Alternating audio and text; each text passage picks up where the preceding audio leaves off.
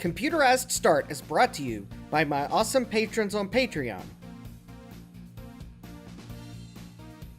and by your tips and memberships on Ko-fi. These and other channel supporters make my live streams possible. You too can become a channel supporter with tiers starting at just $1. And as always, thank you for all your support, including sharing, chatting, liking, and subscribing. Now roll that famous logo animation!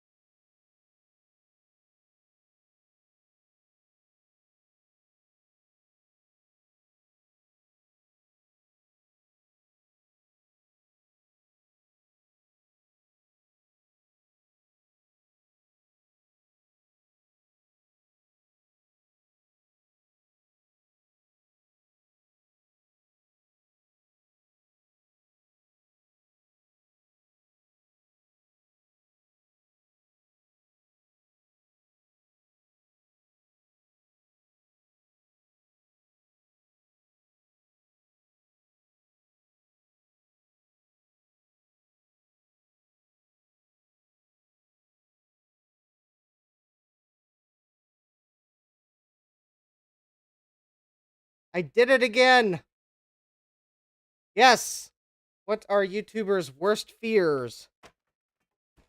Forgetting to unmute.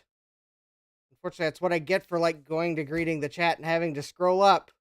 Luckily, the chat jumped. So anyways, welcome back to Computerized Start Live. I am your host, Justin D. Morgan. I have forgotten to click the mute button yet again. We had several seconds of dead silence, and hopefully that wasn't coincidental with my microphone also misbehaving. So hopefully you all can hear me now. I have unmuted. Let's see here. Let's again go to who's in the chat. We have Dave's Vintage Apple Tech. Hi, Dave. We have Kibbs with Retro. Hi, Kibbs. We have SadMac356. Hi, SadMac. We have Jack68K. Hi, Jack. We have Adam McGee. Hi, Adam.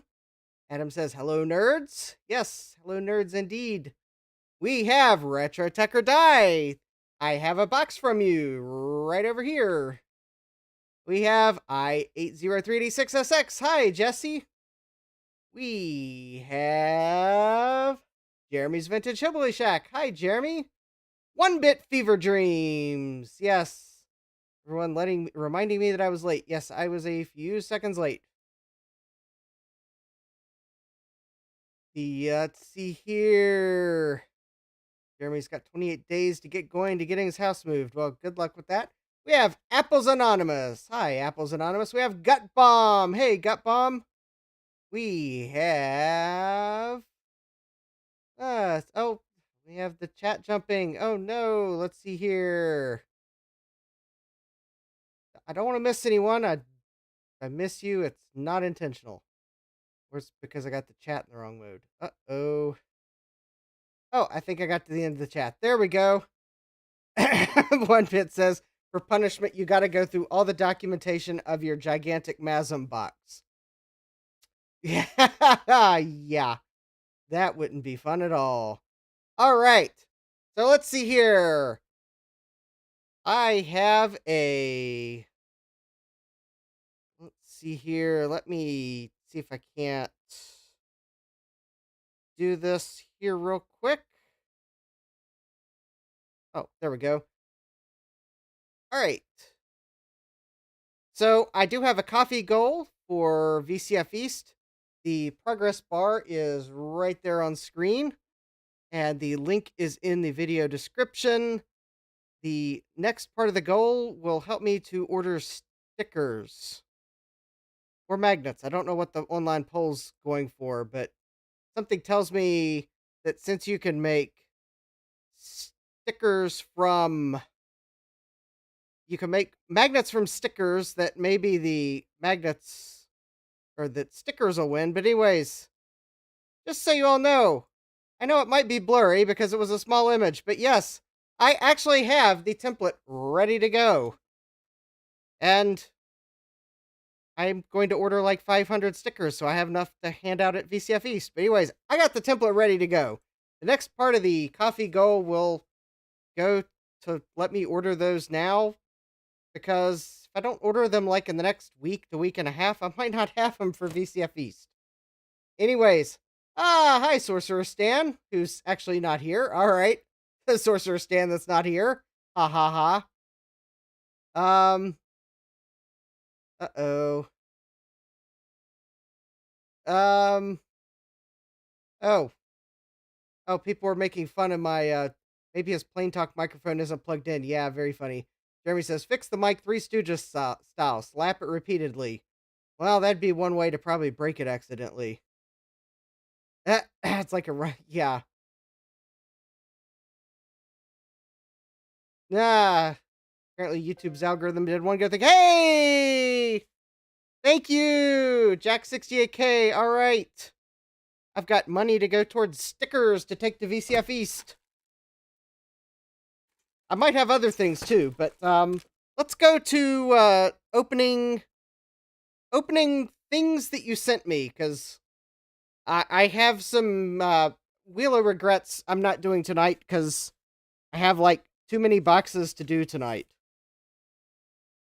So I kind of looked at it, I was like, okay, well, I'm going to do things you all have sent me tonight, and we'll go back to Wheel of Regrets next week. So yes, it is box time. And we're going to go for this box first here, which I'm just making sure that I have no address labels visible. That would be embarrassing, because I can't find my gaffer's tape. It's somewhere in the house. Oh, thank you, Dave's Vintage Apple Tech. All right. More towards the sticker order. Yes. Yes, I think if my math was correct, I at least hit the threshold that I would go ahead and order the stickers. Oh, there we go. All right, so if this is any clue as to who sent this, I have some Retro Techer Die stickers. Jeremy says, not things, new to me toys. Yes, maybe I should have phrased it that way, because this is new to me toys. So, I have speaking of stickers, so I have this letter here. Hello, Justin. Hope you enjoy this Quinn repair kit. I have been impressed with mine. Looking forward to your thoughts on it. All the best, Mike at Retro Techer Die. Printed with love from an Apple IIgs and Image Writer 2. Yes. So anyways, Mike did the review, and anyways, I was having trouble finding these, and Mike said, well, would you like me to send you one? I was like, sure. So anyways, thanks, Mike. I will definitely give this a try. In fact, we'll open this up later tonight. I do have to remove some screws from some things. So anyways, I now have one of the Quinn repair kits, which will be a good backup for my iFixit kit. Oh, and I got Retro Techer Die stickers. So thank you. I will put those in some cool places. So yes, new to me toys. In fact, some I could use tonight. All right, let's see here. The next thing is, speaking of standout stickers, although I guarantee, well, actually, there could be stickers in here too. So anyways, this package is from Ron's Computer Videos. So Ron McAdams of Ron's Computer Videos sent me a box of DVDs. Oh, wow. I think some of these might have movies on them. All right. So I have mini DVDs and more mini DVDs and even more DVDs. All right. Ron was like, could anybody use these? And I said, yeah, I've been thinking of getting a camera that uses those. So Ron was like, sold. So once I find the camera, I now have the mini DVDRs for them. So yes, my name is definitely my middle name is definitely DVD at this point. Yes. Jack says, so many DVDs. And Jeremy says, those stickers could easily translate to drink coasters. Yeah. Hey, there's an idea for a product idea. RetroTech or Die says, sick. Yeah. All right. Yeah, Justin DVD Morgan is back, says Dave. All right. Okay, next I have a package from Joe of Joe's Computer Museum. Okay.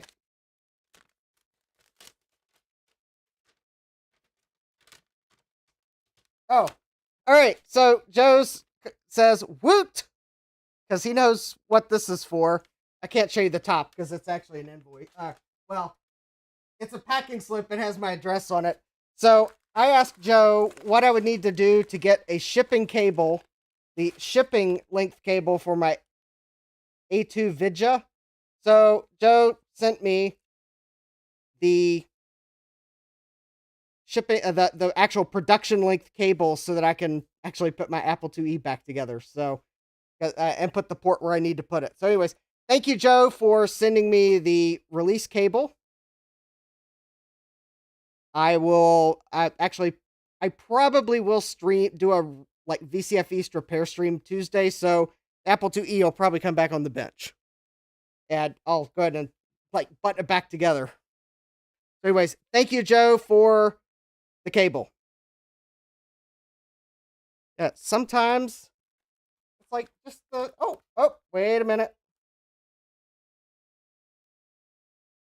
Ah, I almost missed it. Joe sent me a little Ohio heart. Yay! Jeremy says, so Justin's full name is Justin Digital Versatile Disc Morgan. Yeah. Yeah, these DVDs are so versatile. You can use them for data. You can use them as Frisbees. You can use them as drink coasters. Just hopefully your condensation doesn't drip out the middle.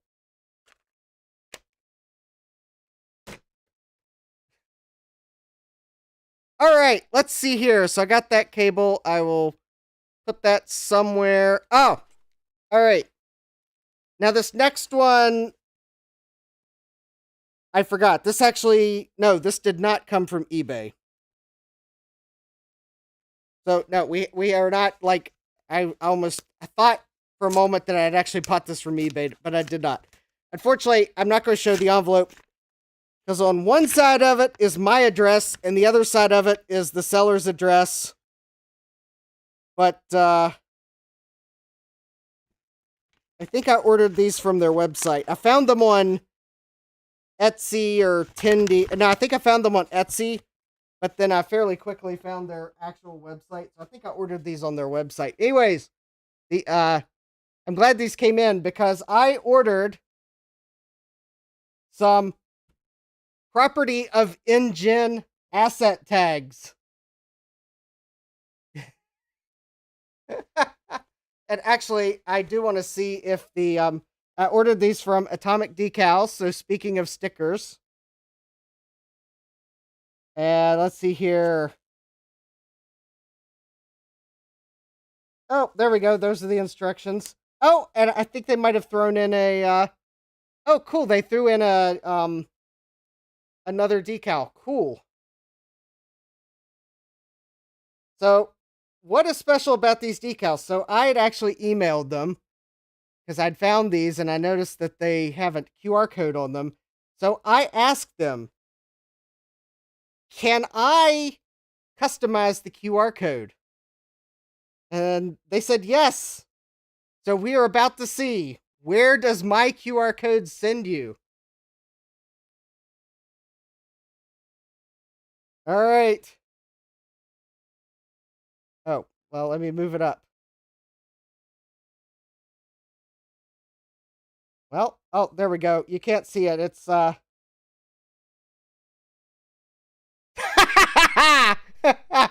that? It takes you to my channel.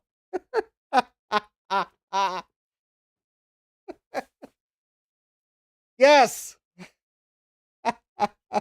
Yeah, Rickroll. Good one, Kibbs. Yeah. So if I would have my Quadra 700 CD on display somewhere, and someone were to scan the QR code, it's going to go to my YouTube channel. And plus, and I got like 6 of these, which I thought was really cool.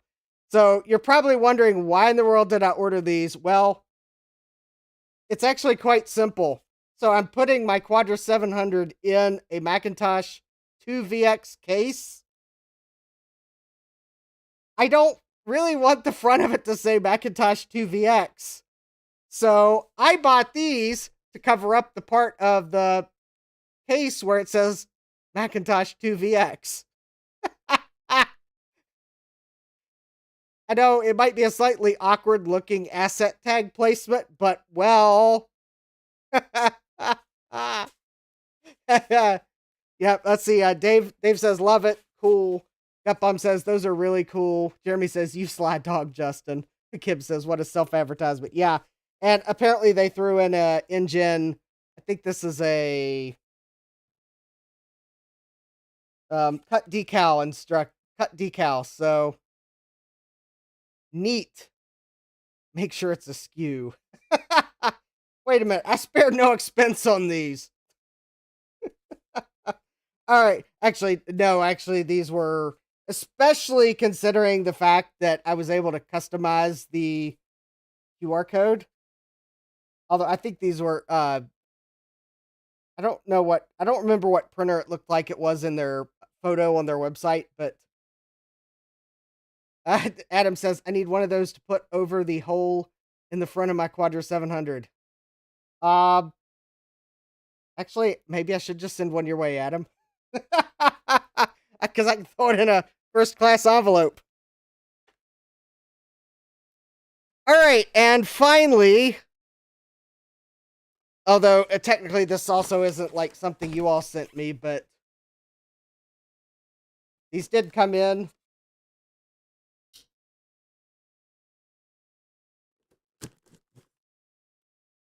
And I'm opening it upside down. So I ordered these.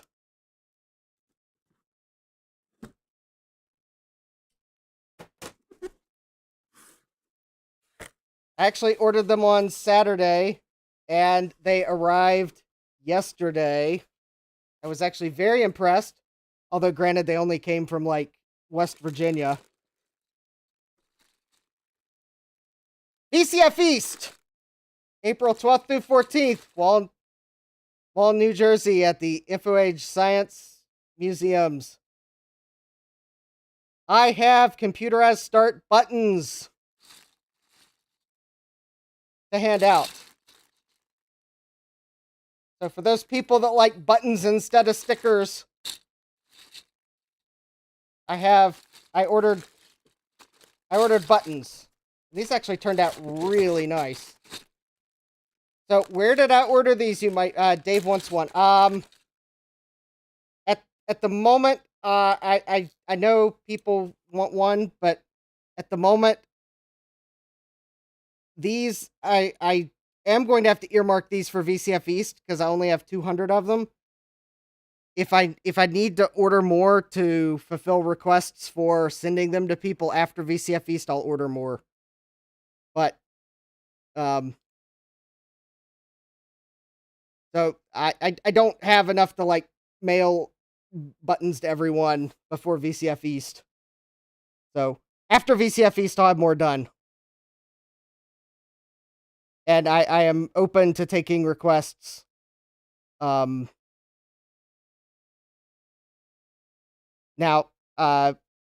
buttons, I'll have to say, though, these are a bit more difficult to mail internationally, so I may have to make these US only because stickers and magnets I can throw in a first class envelope. These are kind of will require me to actually go get bubble envelopes. But yeah, Dave, I will keep in mind that you want one. Add my hat. I thought about that, Jeremy, but I decided I needed to keep it simple. So for the ones I'm taking to VCF East, I'm just going to do this design. I will later consider putting my hat on future buttons and stickers. But for VCF East, I realized I just need to keep it simple. This is the first time I've ordered buttons. It's the first time I'm ordering stickers. The buttons weren't as difficult because I only had to send them RGB artwork. The stickers, I have to send them as a CYMK. So let me keep it simple for the first round, and then we'll go fancier. So anyways, where did I get these? Or at least the blue droplet. Yeah, we'll see about that. I'll have to determine its copyright status. Anyways, I ordered these from Think Twice Buttons. I've known Matt for like years. I met him while I was in college. So anyways, so I ordered these from him, Think Twice Buttons. And these are 1.5-inch buttons, and they were 30 cents a piece.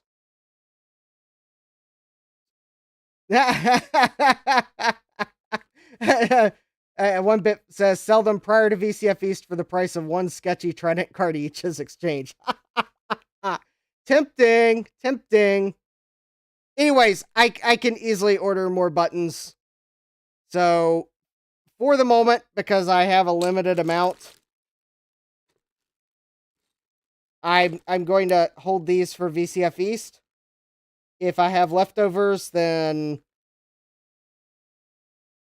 I'll share them around elsewise.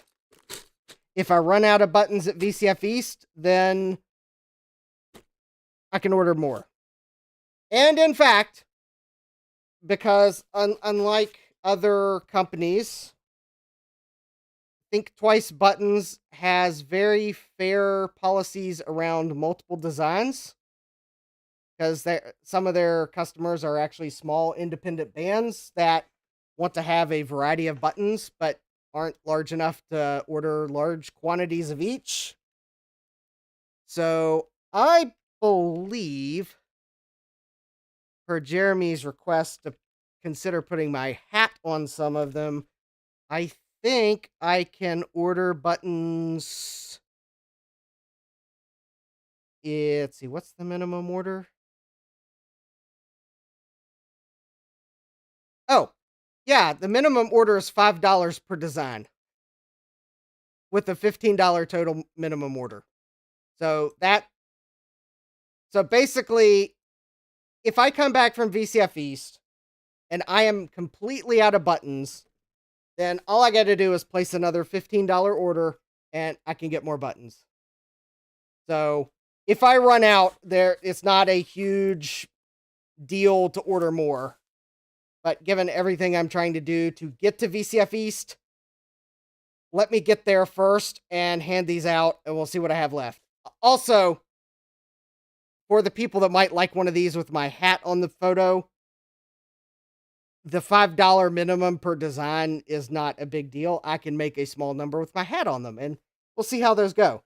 And luckily, he only needs RGB artwork, so it's really easy to send him an alternate design. So anyways, one bit says, how many buttons is worth one ad-lib gold? To me, I'll send you 2 buttons for an ad-lib gold, but that doesn't sound like a fair exchange. Although, given the price of shipping to Canada, it's a slightly more fair exchange than shipping it to the US. All right, Dave says yes, hat. So I think that might have convinced Dave to. Yeah, so after VCF East, I'll also consider placing a. We'll see how many of those I go through. I can order more. I can order some with the hat. Jeremy says, I believe your hat is part of your trademark. Yes, you are probably right. So, but for VCF East, I just wanted to keep it simple. Now, the buttons of VCF East, I'm just going to give them away. I had thoughts of like charging for them, but nope, I'm just going to give them away. So if stickers are your things, I hope that I'll have stickers because it looks like I hit my threshold for ordering them. Granted, my threshold for ordering them was I had to be far enough into the order that I would be likely to, well, at least would be able to make up for it.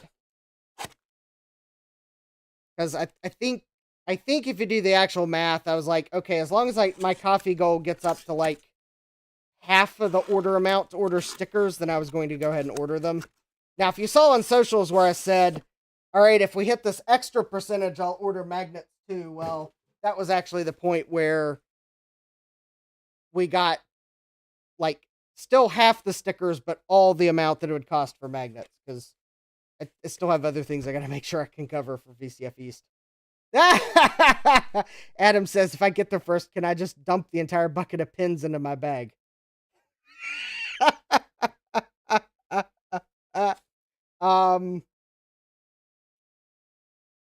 Considering I'm probably not going to put the buttons in a bucket, well, if you find the bucket of pins, well, it might make some other people sad, but anyways. All right. So luckily tonight, I do need to use some tools. So I will be giving this Quinn tool set that RetroTecher Dice sent me a try. And yes, this is from RetroTecher Dice. This is not like something that Harbor Freight sent me, so we're good.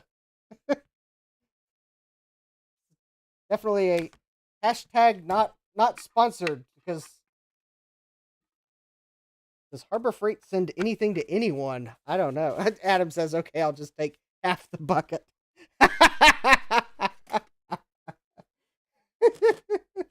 Oh.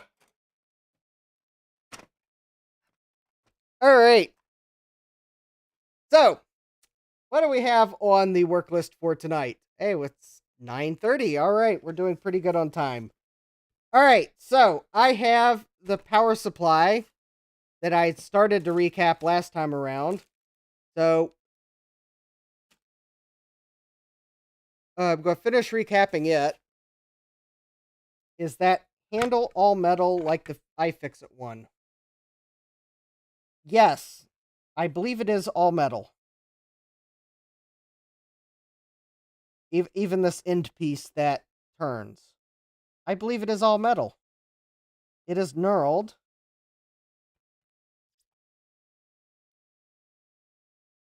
Yeah. Adam says Harper Freight jack stands are, quote, all metal. I think in this case, though, this is actually not a bad handle.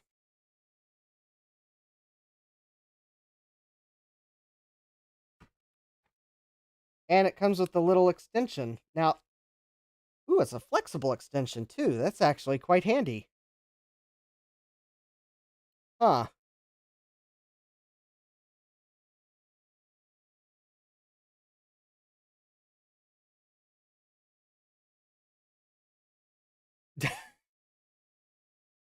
Oh, hi, Peter. Peter's asking, Adam, what should I bring for handouts for my booth? Adam says, handout functional Apple profile drives. Oh. Yeah. Retro Tech or Die Mike says, don't tell IIvx, but I like that handle better. Actually, for the small handle, I actually do have to agree with you. This is actually, I have to say, this is actually a slightly better handle. At least kind of shape and shape-wise and weight. I mean, I can't comment on, like, the durability of the metal long term, but at least design-wise, I think I have to agree with you. This small handle is actually better, at least ergonomically better than the iFixit one. Now, I do, though, like the large iFixit handle. It is actually a quite nice handle for like, ratcheting screwdriver handles, and it has enough weight to it, too, that it kinda helps to turn it.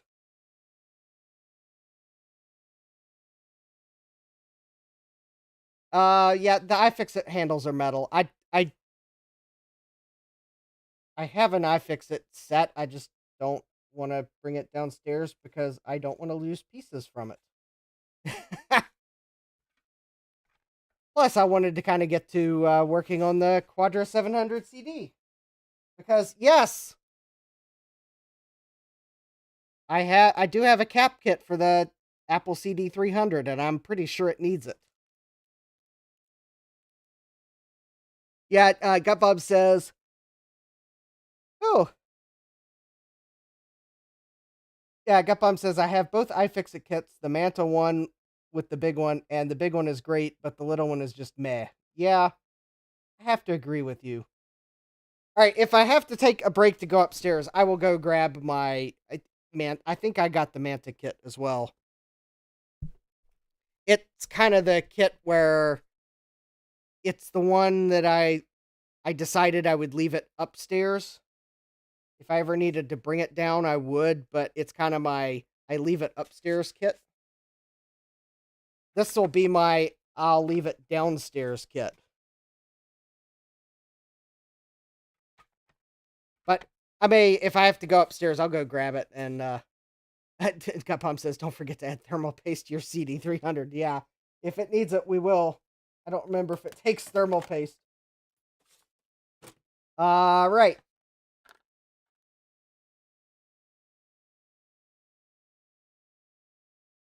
Peter says, "Hey Dave, this is great to see the other half of my YouTube friends. Yay!" Jeremy says, "The best iFixit ad that I've ever seen is the one by Jay-Z 2 cents." Yes, yes. His ad is like, yes, I have to agree with you, Jeremy.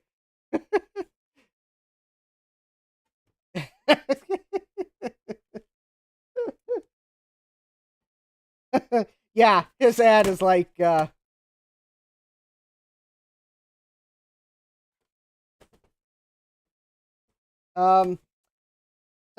Jeremy, Gutbomb is, just tagged you in a message to see if you see it. Hi, Scarlet the Four-Eyed Cuda. Welcome. I am, opening this power supply up. So, I believe it was 2 weeks ago.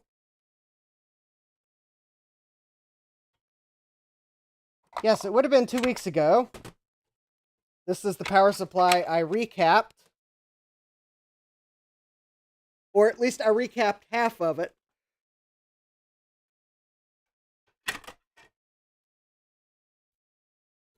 And it did power up, but I have a general rule that I do like all or nothing. Because it kind of gets hard to keep track of what you've done. So anyways, I wanted to finish the recapping job on this power supply. And that kind of means not necessarily that I will recap everything in the computer. But if I recap a power supply, I like to recap the whole power supply. But if the computer the power supply is going in doesn't need recapped, then I won't recap the motherboard. Because it's easy enough to kind of keep track of, okay, I recapped the power supply, not the motherboard. But it's kind of one of those, do I really want to have to keep track of, oh, I only recapped part of the power supply? And the thing is, well, if the power supply is using common caps from the same time period and caps on one of the boards in the power supply are going bad already, then why isn't the other board going bad too? So that's kind of why I generally like to do the all or nothing approach when it comes to, say, the power supply. Huh. Yeah. Well, I wish I fully understood all the intricacies of YouTube chat and when YouTube chat decides to like completely start to malfunction, but anyways, so the reason why I only recapped one of the two boards in this power splat 2 weeks ago was, well, it really came down to I ran out of time. So I recapped the one board and then tested it, and the computer actually powered up. So this has been recapped here. So these are the new United Chemicom caps. And I think this one's a Nichicon. Anyway, so this board's been recapped, and I cleaned it with isopropyl alcohol.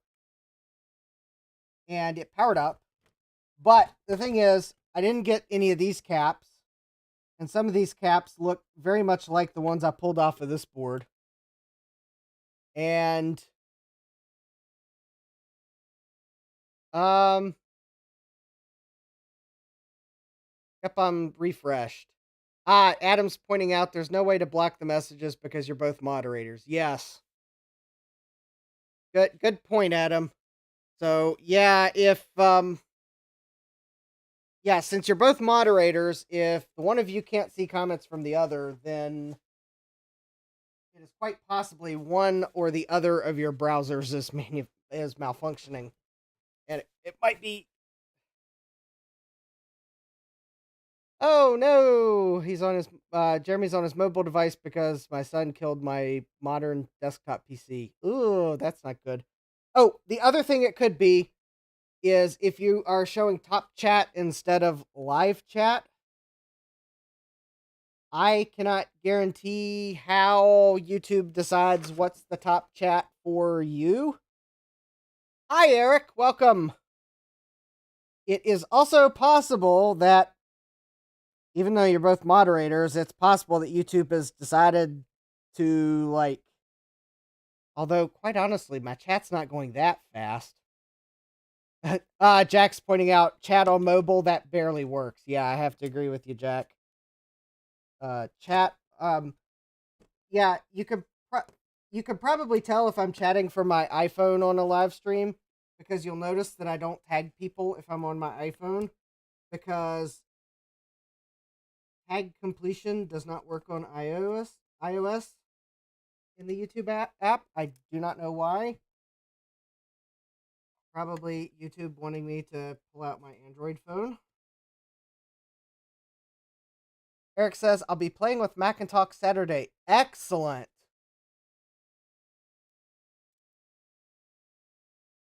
Excellent. Yes, I will definitely be watching, assuming I am available, Eric, because I would very much like to get Macintalk working on a little hypercard stack I'm developing for a contest. Since I haven't gotten it to work, I skipped it. But if I could get it to work, I think it'll be that extra that the app needs.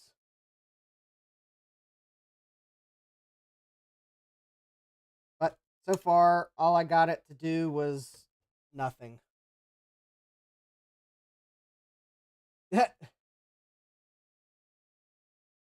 Oh, yeah.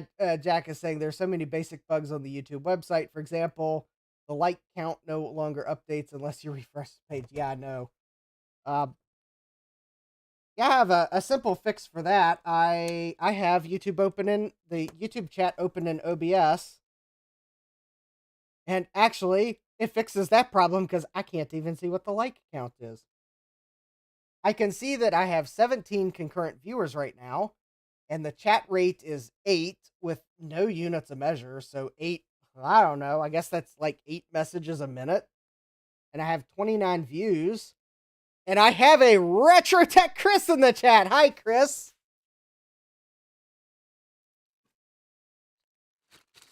You missed me unveiling that I've already received my buttons.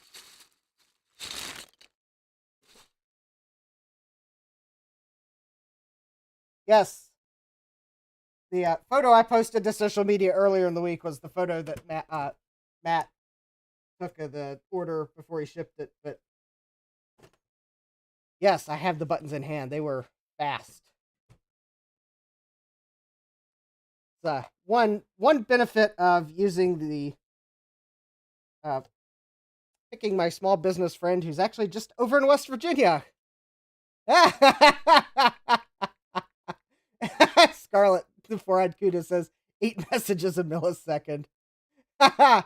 Eric Sedge says, need to know what OS version you are targeting. That might be why I couldn't get it to work, partly. I think I'm targeting 7.1, but I'll double check, Eric. How about I'll send you a message on social media. I gotta check and see what my Mac SE is running. I think it's running 7.1. Although I could be convinced to probably run System 6 on it, if that is easier to get Macintalk running on System 6. I could probably be convinced to run System 608 on it.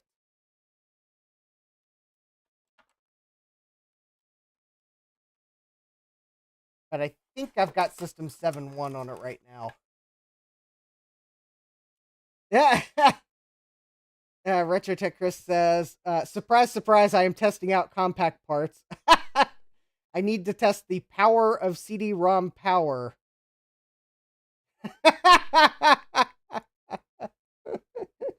Kim says 8 messages of breath. Jeremy says, shocker. Chris testing compacts. All right, I'm trying to unglue these 2 connectors. They are glued. Yeah, they are glued quite gluingly. So I guess I'm going to have to try some isopropyl alcohol and see if that'll dissolve whatever this glue is.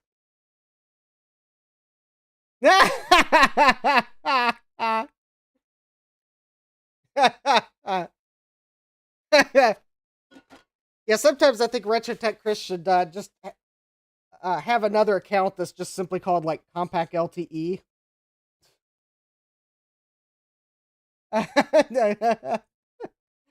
Yes, we have a 1-bit has switched to the AnyBit Fever Dreams login now. Oh, and now we got we have a little account switch battle going on here. Hey, we got another Chris in the chat.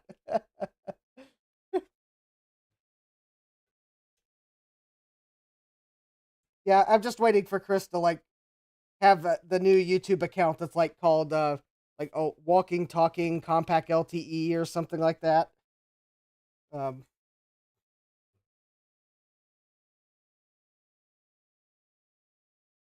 Oh, well, this might be okay. So the good news is I think I'm pulling the connectors off the pins, but the bad news is I'm also, I think, pulling the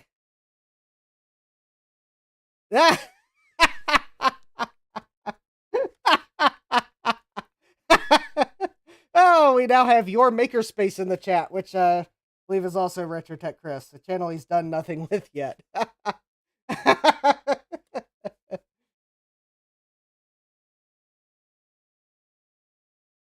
Oh no! I think I broke one of these connectors. All right.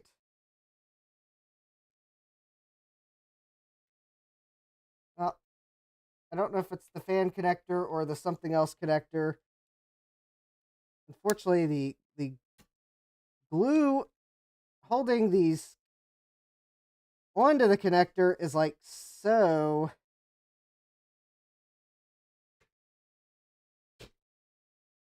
There we go. All right, I probably have to.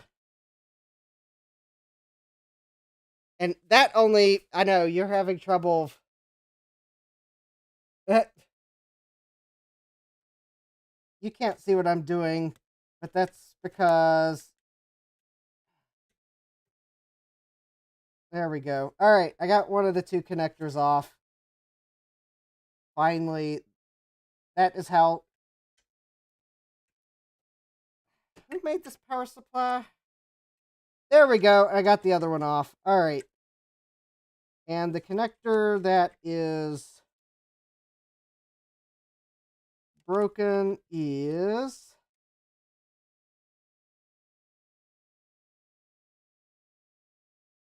Oh, the fan connector. All right. Well, that's a shame, but well, the fan kind of looks nasty anyway, so I guess I'll probably just replace the fan and fix the broken connector a different way. All right. Yeah, unfortunately, there was so much glue on those connectors, I ended up pulling the wire out of the pin that's down in the connector. So I will actually have to recrimp that. And unfortunately, that is on the fan connector. So I can finish the recapping, but I will have to. I don't have a crimper to recrimp a pin on that, but I'll be able to. I can do that tomorrow. Unfortunately, looking for manufacturer. Unfortunately, Delta put like a boatload of glue to hold those two connectors on, and I thought they were so glued I was never going to get them off. I thought they were just like permanently glued, so.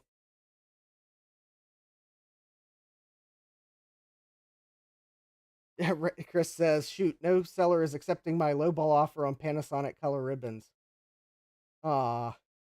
Thanks to Retrotech or Die, we know how to fix them now.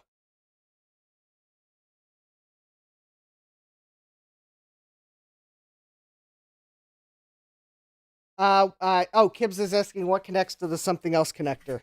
All right, the something else connector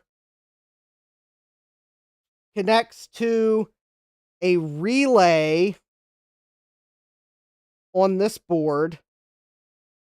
I think it's like a 12-volt signal or something like that. So here's where the incoming power goes. This is where you would daisy chain a monitor to. This relay is switching the power to the external outlet. And I think this other connector is connected to that relay. So that's why there's two connectors here. After I got them untwisted, I realized that this was the fan. I think, though, the way those two connectors work, I think they're both just connected to 12 volts. And in fact, I wouldn't be surprised if they are both on. Oh, yeah. So it doesn't matter if I get them plugged into if I get them backwards when I plug them back in. They're both connected to the same 12 volts and the same ground. So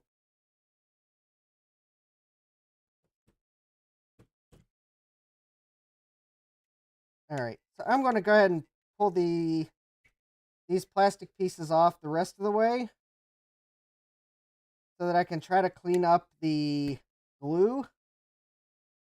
And then I'll put them back on here. That's a gadget connector. Yeah, basically. All right.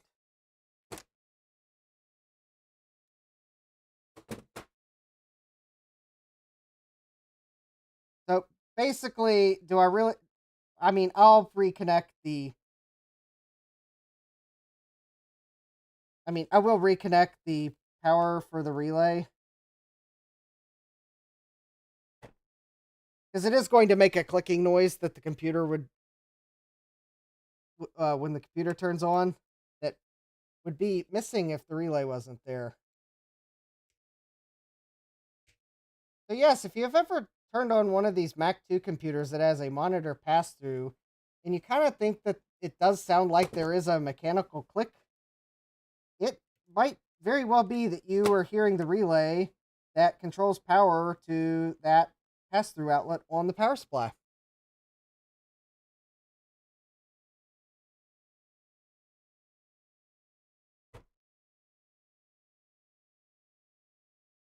All right, at least I got the connectors on.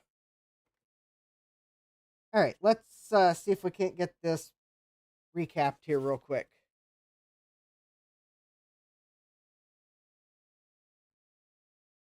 Jack says, I've had a few black ImageWriter 2 ribbons in a box since the 90s, and I finally broke one open, and it's not great.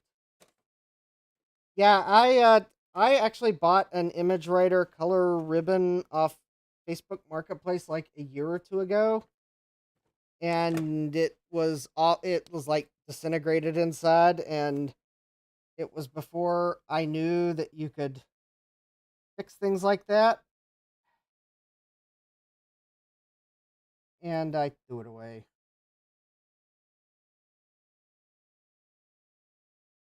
I didn't realize you could fix such things. But when I first saw the videos coming out that, hey, you can fix these ribbons, I then felt really bad because I was like, oh, that was dumb for throwing something away that I thought was hopelessly destroyed for all time. And here we go. Now we got people making videos on, oh, yes, you actually can repair these.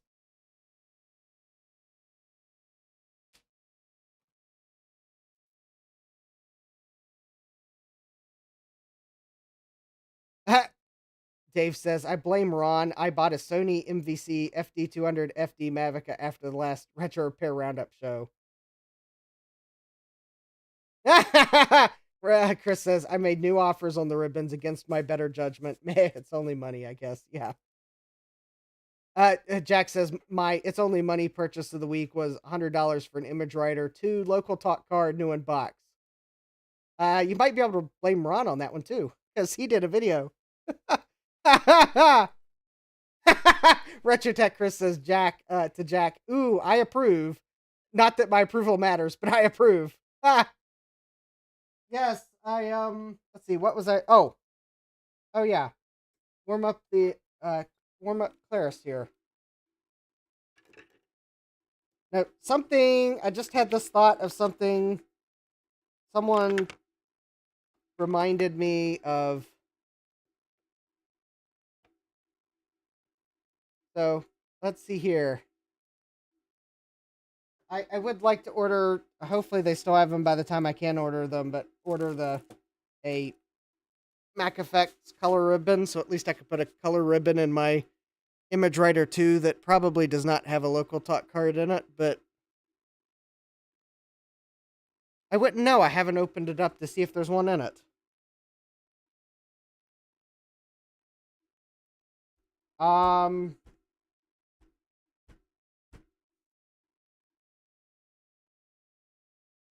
there was someone said something in the chat, and it prompted me to think of something that I might need to run upstairs and grab. But all right, let me scroll back the chat, see if I can. Oh, that's what it was. Yeah, if I remember what I did with them.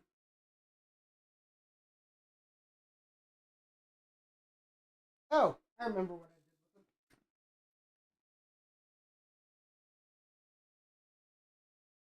All right, while we wait for Claris to warm up.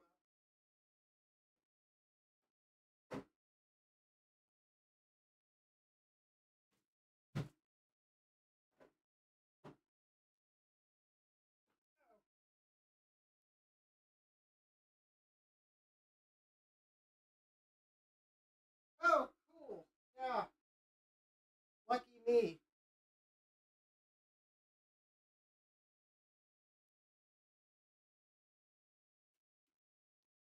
Oh, and there's a disc in here too. Hey, I had one before Ron made them trendy. I picked this up on my way back from VCF East last year. I stopped at there's a little computer shop inside of Be Thrifty in Woodbridge, Virginia, and that was one of the cameras I picked up there for cheap. The MVC FD200. Unfortunately, I don't have a battery. Correction. I do have a battery, but I have no battery charger. This battery might be dead, but I don't have a Sony battery charger. I'll have to fix that sometime.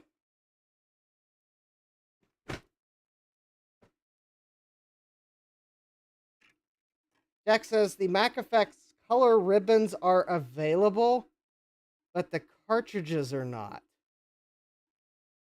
Wait. You mean they're just selling a ribbon? That doesn't make any sense.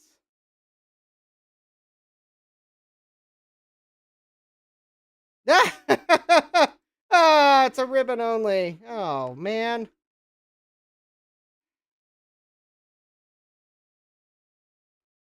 Well, okay, I guess I won't be buying a color ribbon for my Image Writer 2 anytime soon because I only have one black and white cartridge. Oh, well. Well, I had a color ribbon at one point, but I thought it was worthless because all the rollers in it were like completely disintegrated by the time I got it.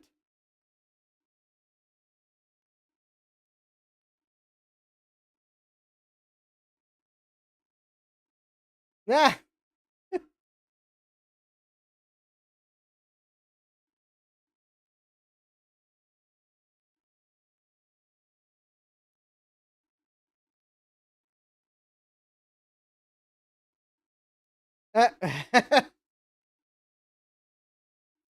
All right, so let's get these capacitors off this board for help in identification. Should I do something silly? I have put a red X on all of the bad old capacitors, and then I've realized that I have tangled my desoldering station up in all the junk that happens to collect at the edge of my space. And here we go. Yeah, Retrotech or Die has a fix for the rollers being bad. Yeah, unfortunately, this was like some 1 to 2 years ago before it all came out that you could actually fix this. So, I mean, I can't kick myself too hard because I didn't know you could fix it. I thought they were like irreparable. And it was such a mess inside of it. It's like, I don't want to keep this thing. It's just getting debris everywhere and I can't fix it.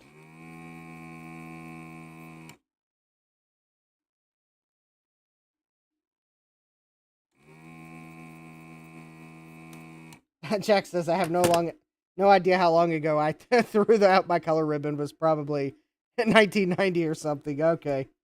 Yeah, unfortunately, it was like a year or two ago for me. All right. So this cap looks, well, it looks fine. Actually, I am going to do something wild and crazy here. No, actually, I'm not. I'm just going to remove them and then replace them. Okay. Let me make sure I can find the cap list for this power splat. Then I will.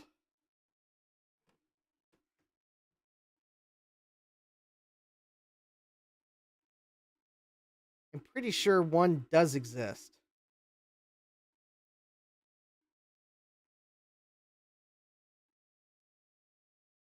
Because actually, it'll be a whole lot quicker if I just pull them all and then replace them.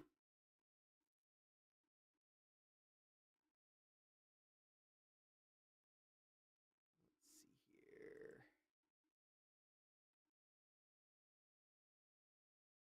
Here we go. Okay. Console 5 has a cap list, so there is at least one cap list for this power supply. Therefore, I'm just going to go ahead and remove all the caps. So this cap here looks like this might be one of the leads.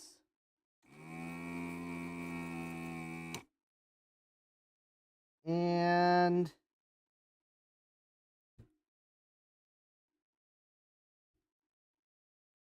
wow, that one's really weirdly installed. I think that must be the other lead. Because that's a resistor. There's the one lead. Yeah, it must be this one right here. Yep, there it was. Whoops, sorry. Can't see the... Alright, so... yeah, that cap looks okay. We'll test these after I get them all out. Alright, so let's see here. The next cap is going to be... I think here. And here.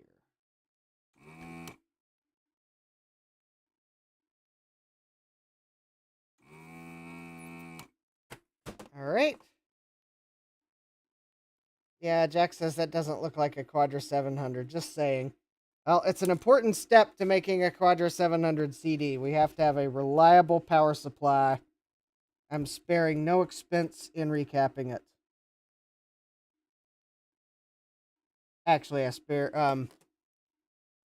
just bought a Console 5 kit.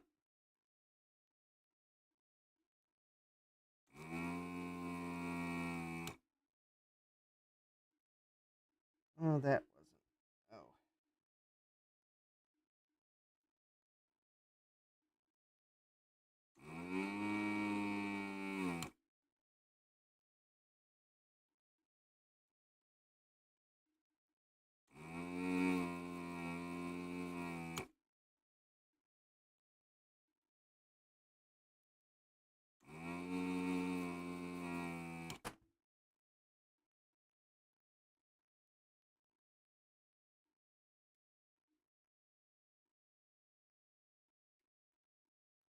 Oh.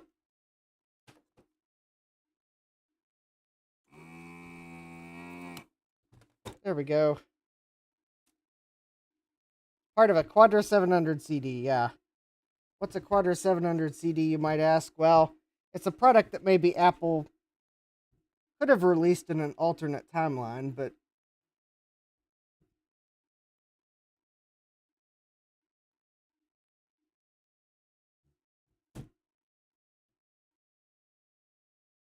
like, I haven't looked at the actual release dates of all of their Quadra series computers, but I know there was a Quadra 650 CD. Although maybe they just called it the Quadra 650.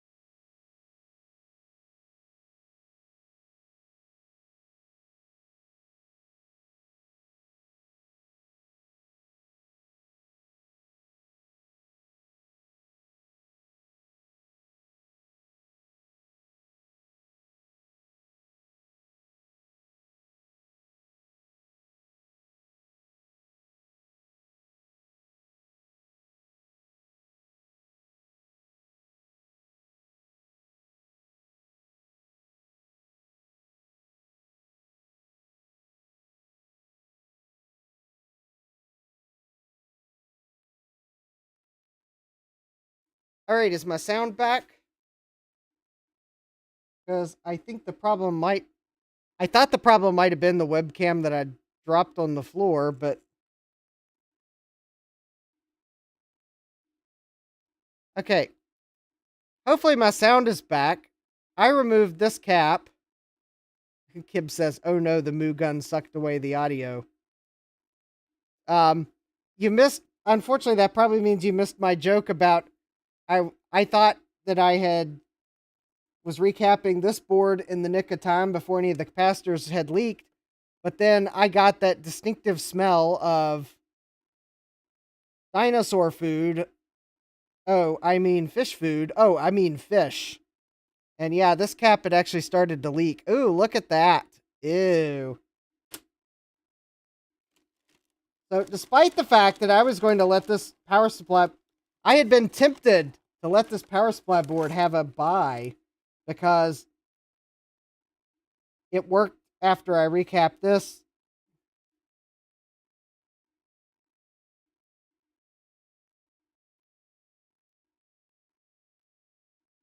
Okay, it may not be like freshly wet electrolyte. Oh, but my Q-tip definitely smells like fish. Ew. Gross. Okay. So I'm going to call this yes. This is a recap just in time. Because that was a leaky cap.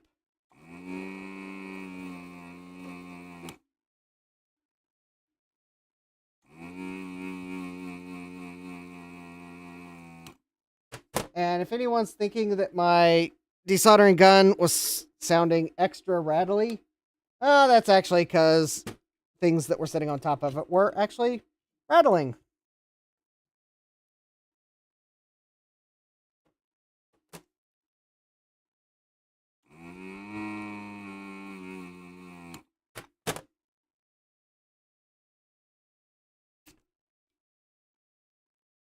Ooh.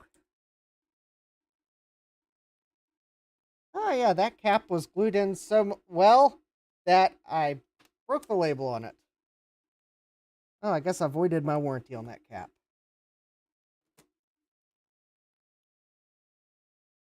Jeremy's asking, how bad is the fish smell? Is it like a fish market on a hot summer day? No, it wasn't that bad. But it was definitely a,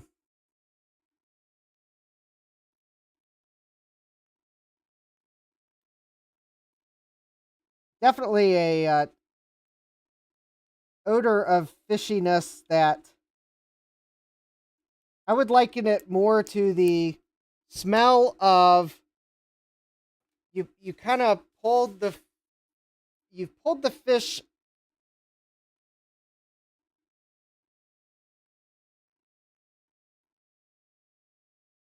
You pulled a large amount of fish out of the refrigerator.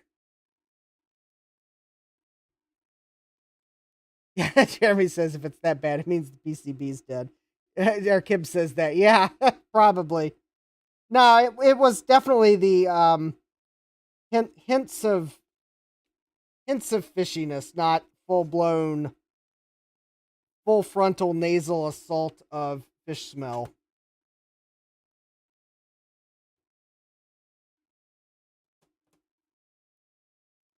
Or, as I think I would liken it to, it wasn't the calorie pears just bloomed. Although I think that tree is also known as the Bradford pear.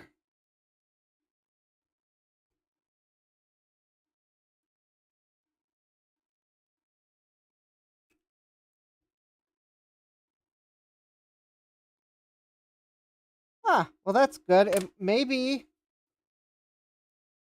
just maybe, there was only the one leaky cap. So this might be we saved it.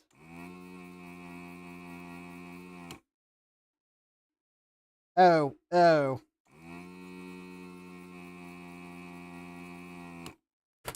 Update. 2 leaky caps. Yeah, it wasn't the full frontal nasal assault of a fish market on a hot summer day, but it was definitely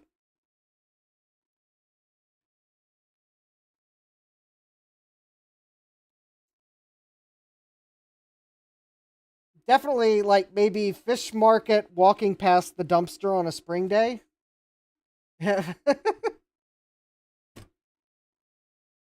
Yeah, this cap also I was smelling very fishy. Oh yeah. This one I don't see electrolyte on the PCB, but I think it has just started to leak. So, hey Vborg, welcome. You missed me describing how fishy the board was smelling as I was desoldering caps. Luckily, I believe this means my nasal assault is over. So let me do a quick count.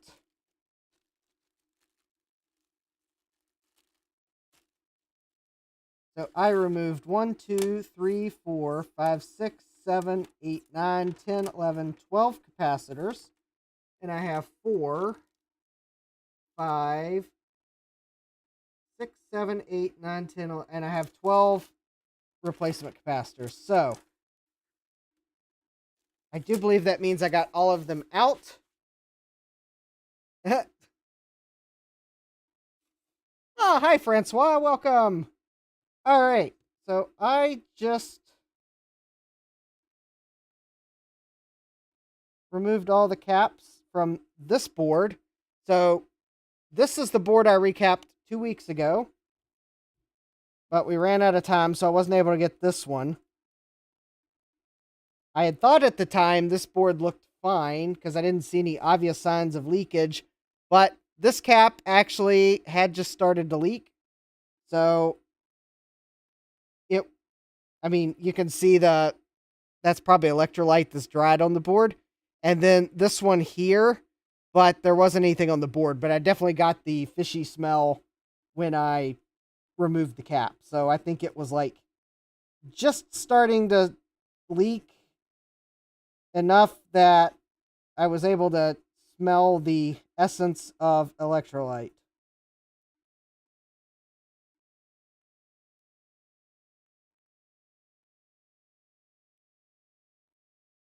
So what I'm going to do here before I put these caps on is just go ahead and, since overall this board is relatively clean and I don't think most of the caps were leaking or starting to leak, I am just going to use Q-tips and clean under the capacitors just to kind of make sure there's nothing hiding under them.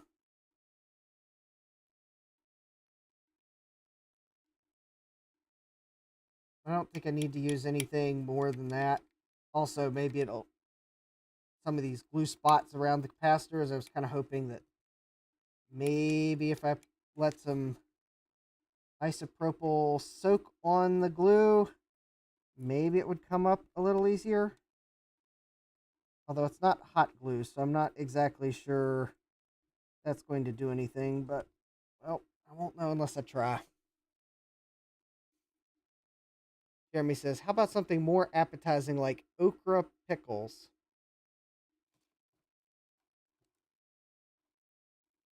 I don't know how appetizing that sounds to me, Jeremy. I've never had an okra pickle.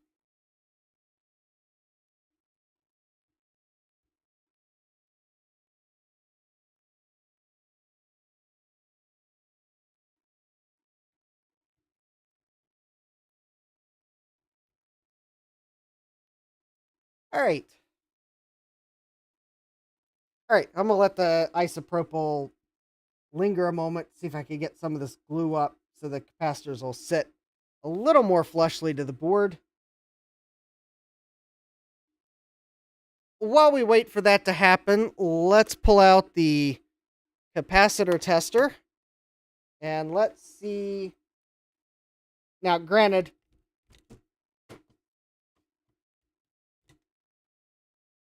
Just because they don't test bad doesn't mean they aren't going bad.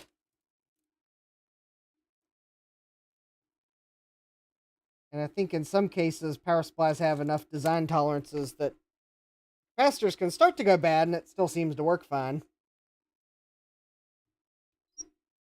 Let's see. Unfortunately, I kind of got these mixed up, so I don't know if I'd be able to tell you all of the ones that were showing signs of being leaky. Let's Alright, so this one was actually still intolerance.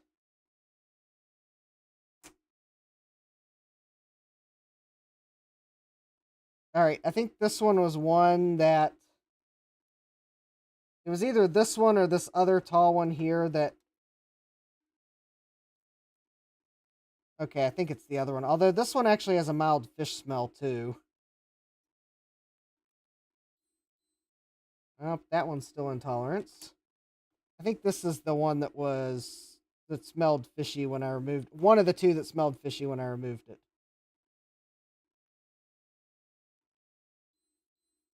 And see? It's intolerance. Jeremy says it's a specialty product of Texas. I think I might let Texas keep pickled okra. Well, this one's... Yeah, this is one of the ones that smelled fishy. I remember the value now. Or, no, that's not it. No, that wasn't it. Never mind. I think it was... might have been this one.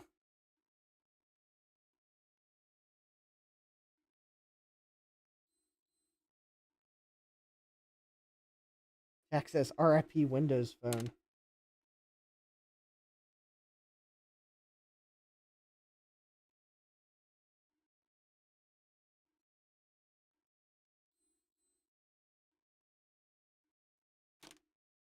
Yeah, all of these so far have been within tolerance. Alright, I may not be able to test this one because the leg is like... Oh, there it is. I thought the leg was in glue, but no. It just got bent into the glue, removing it.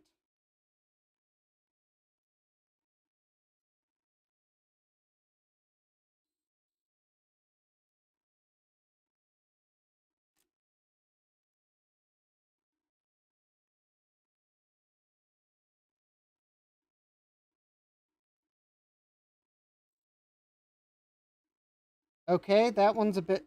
maybe a bit high on the ESR for its value.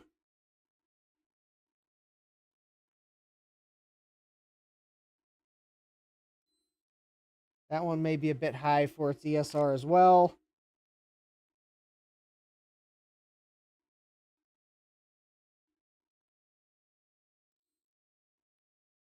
That one's kind of starting to get a bit high. Basically, if it dings twice, it's within spec. If it dings once, it's like... Oh, there we go. That one is definitely high ESR, and I bet the... Oh, yeah. So...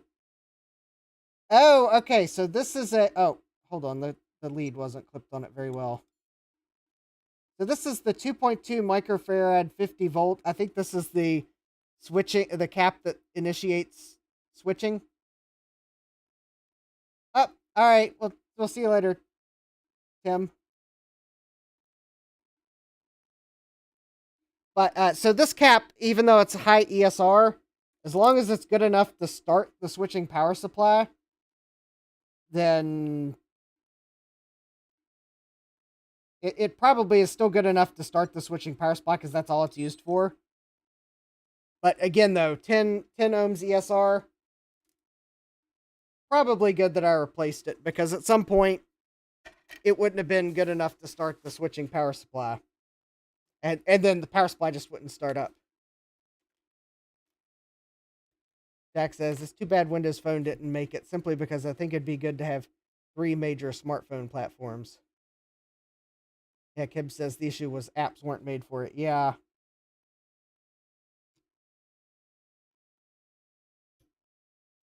All right.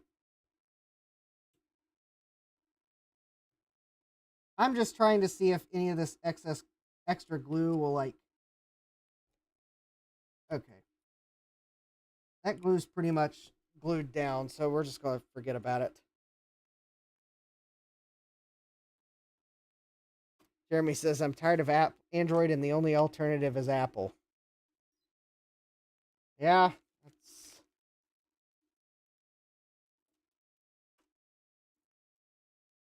Well, yeah, it'd be good if there was a third alternative, but you can't make a company make an operating system for a phone.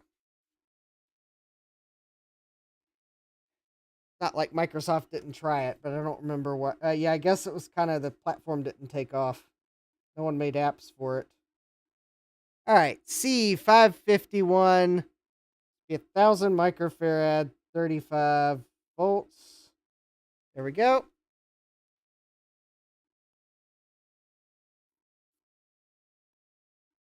More roughly, okay, so I won't be able to read the chat as well while I have the cap list up on the screen. I'll try to remember to switch back to the chat. All right.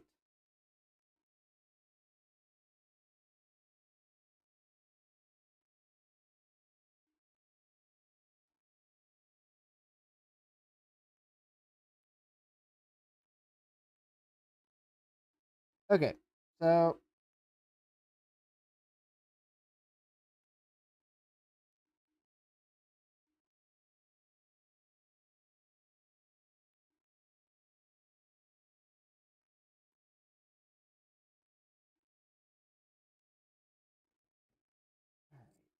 oh,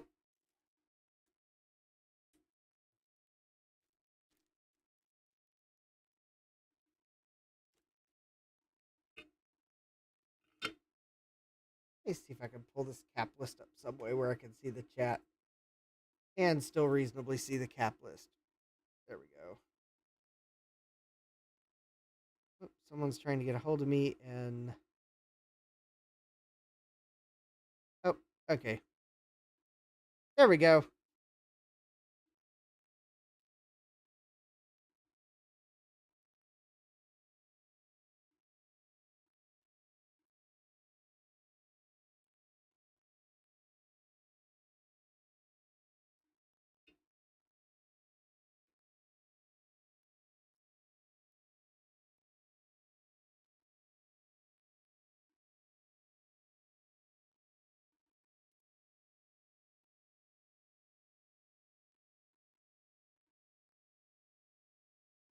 There we go.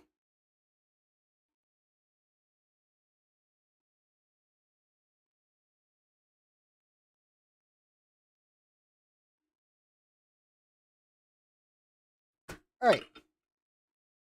1 down, 11 to go.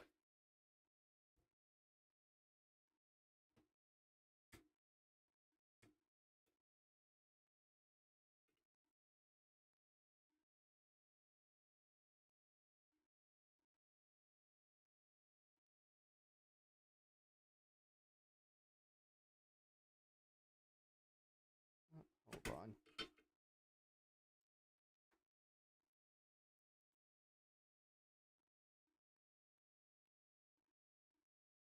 Sometimes after I clip the leads, if I kind of cut into the solder joint, I like to reflow them.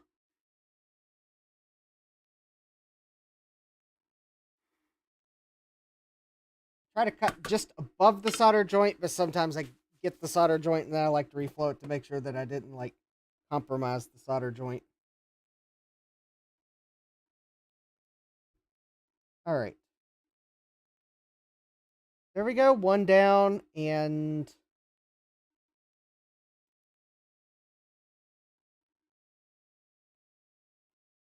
let me kind of just work my way down the list. That might be easier way to do this. All right.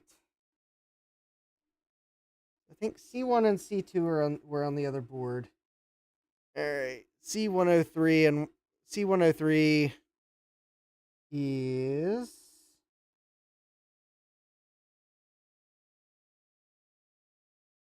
All right, there we go. C103, 2200, 10 volt.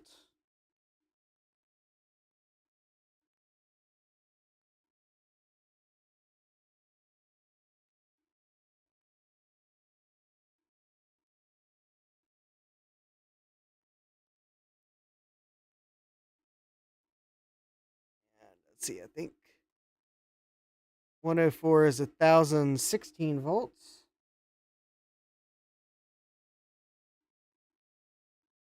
I believe that's going to be 104 right there. 153 and 154 are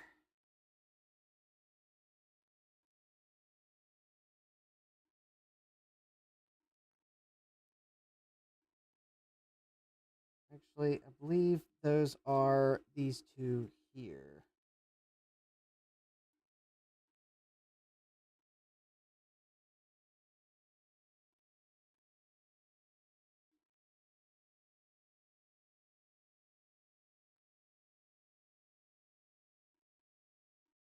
Oh, I think these will stay in place fairly well. I won't commit those to solder until I'm sure those are those. Jeremy's asking, is it just me or is Samsung trying to follow Apple's path? I don't think it's just you, Jeremy. I mean, I'm not a industry pundit that watches things like that like a hawk, but I kind of thought that Samsung has seemed to be trying to copy Apple more than they might want to admit to.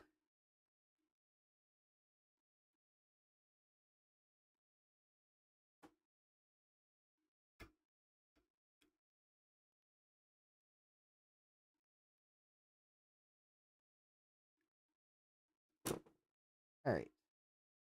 Let me see what these other capacitor numbers are because some of these aren't labeled as well as others. Let's see here. Let me see.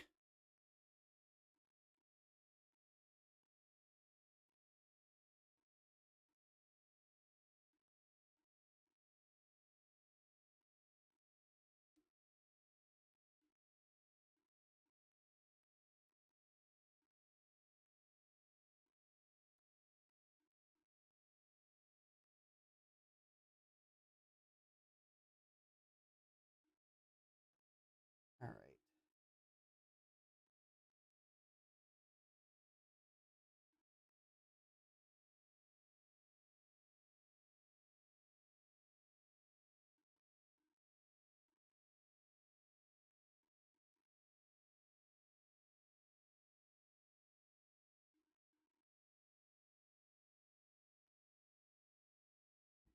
Okay.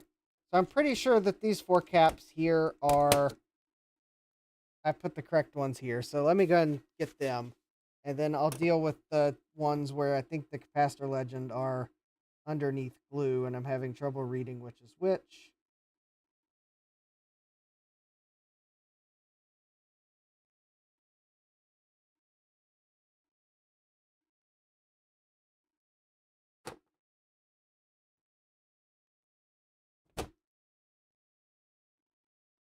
All right.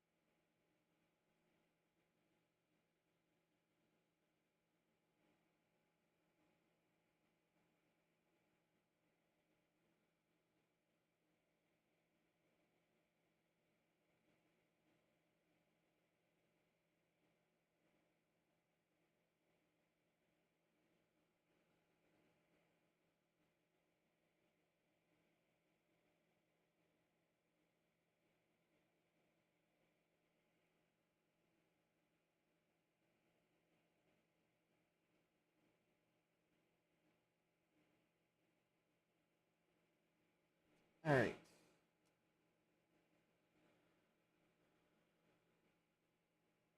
Okay. Let me get these two here.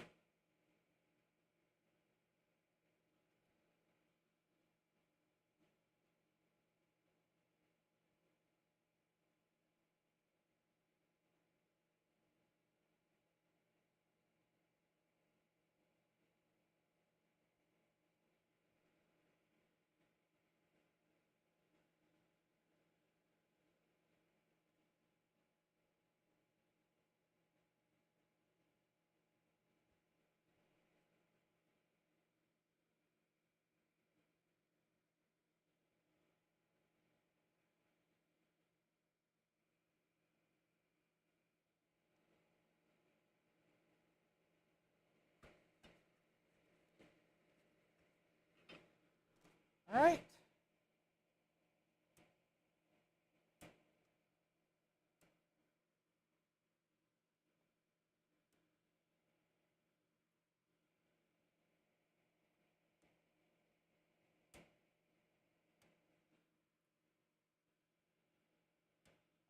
At least we got those 4 caps in. Let me see if I can figure out these other... Basically, I need to figure out these 2 here that are both 470. Oh, hey, Francois and Steve. Hey, Mac84. Speaking of Mac84, let me see if it's Mac84 TV that has the recapping guide I'm looking for.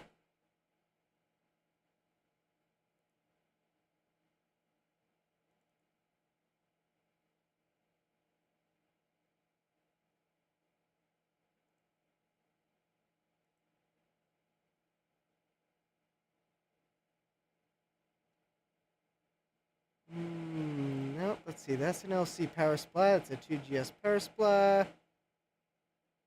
PowerBook SE. Nope. Alright.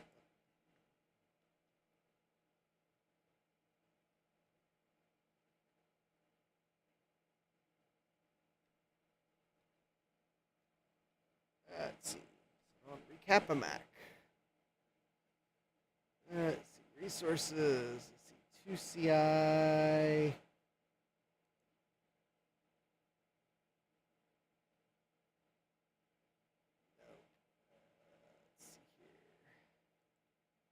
CX. Logic boards. Let's see. This is not a 2SI power supply.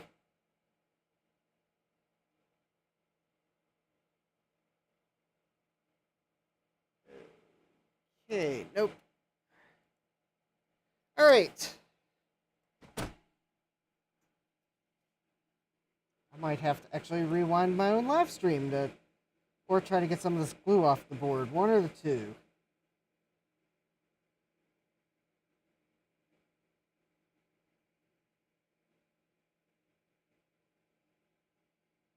Although, I only need to be able to read one of these 2 capacitor locations, because if I read one, because it's not I know it's not these capacitors. One gets this one, and the other gets this one of these 2, and then of the remaining ones, well, that's going to be easy, because I can read enough of the capacitor location. I can read enough of the capacitor locations that I'm pretty sure I'll be able to identify where this one goes, and then the other 4 are necessarily the small ones. So I think my best bet is to try to get a little bit of this glue. Good night, Scarlet, the 4-eyed Cuda. Alright, I think my best bet will be to see if I can get enough of this glue off the board so that I can read the capacitor legend that I believe is like right under here.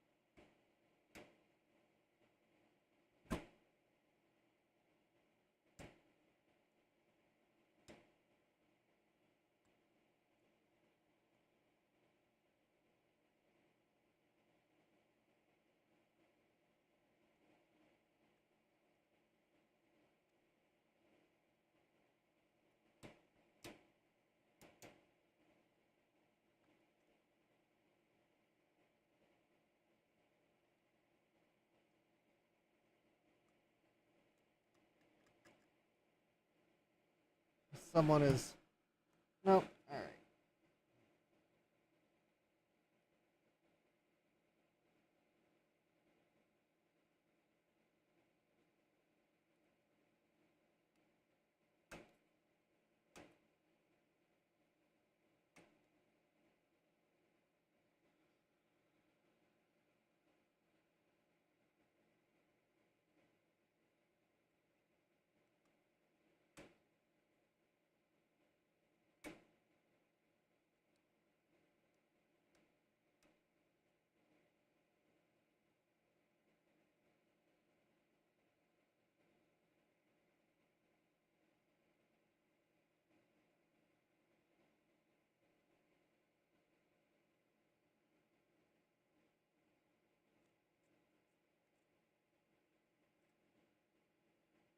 Let's see. That's diode 256.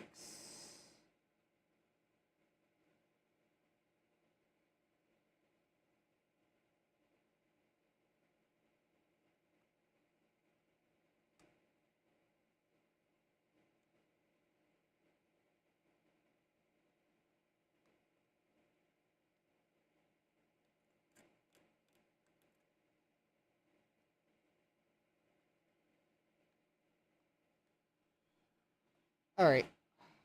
I am not going to be able to get that glue off, so let me do this. So...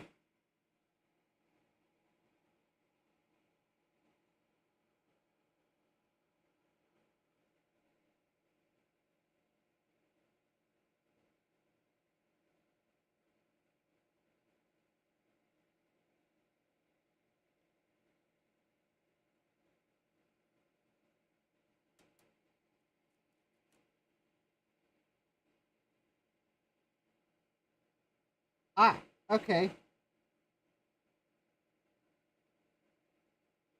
Okay, I know which is which now.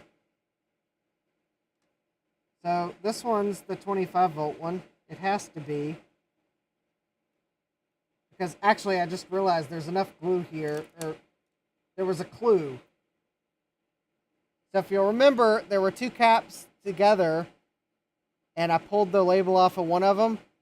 Well, the one that pulled the label off was, or the one that the label's still stuck to is the 16 volt 470. So that means that's the 16 volt 470. So luckily, I saw that before I spent hours and hours of picking glue off the board to try to read a capacitor legend that may actually not be that legible. So instead, I'll just use the reverse engineering feature of the glue that secured the capacitors for shipping, and we will go from there. There we go. See?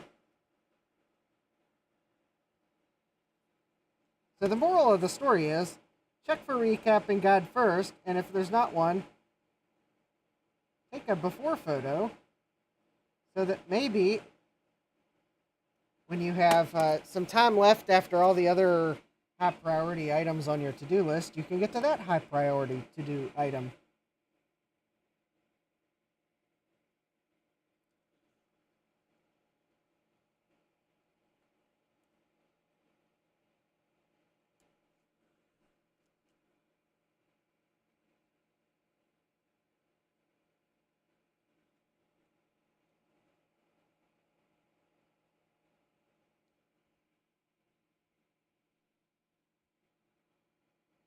It does look like the chat's gone a little silent, Jeremy, so...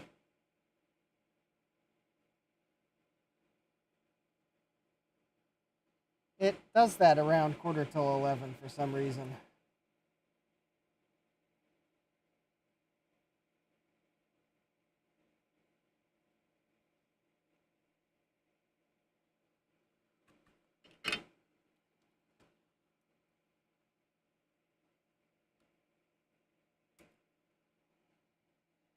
Of course, then again, a lot of people on the East Coast probably go to bed about 11 o'clock.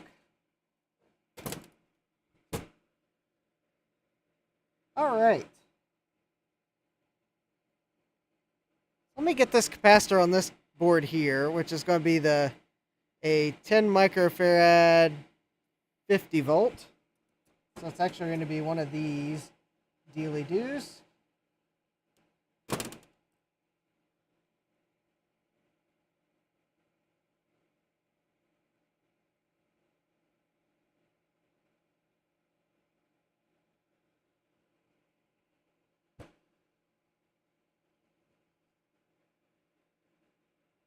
Oh, that's not a piece of solder. There it is.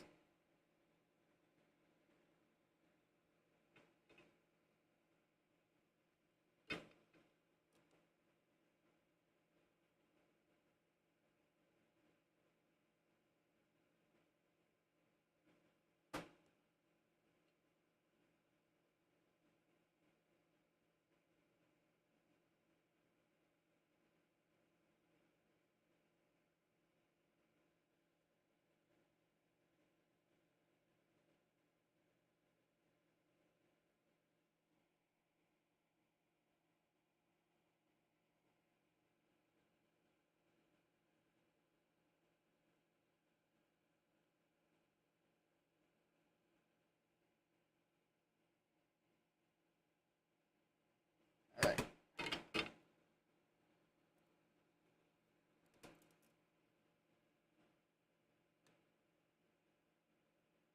There we go. There's that. That daughter board is done.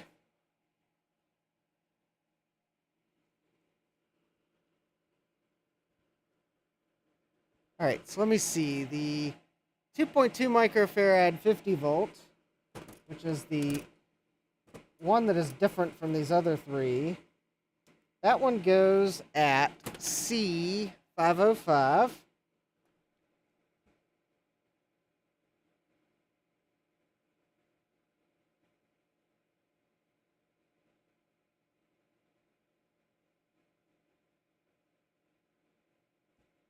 Which is going to be this one right here.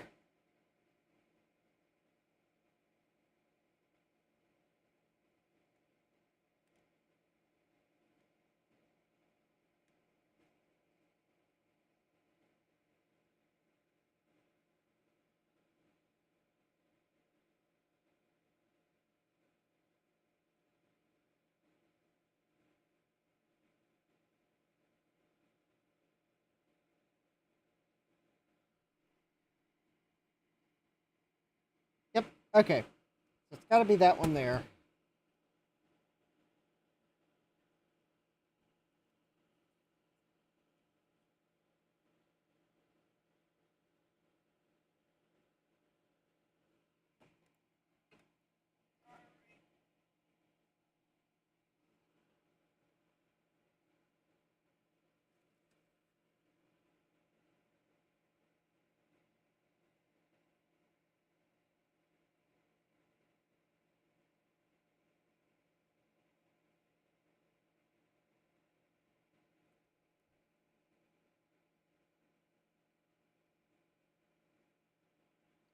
Okay. There we go. And now I got 3 capacitors left.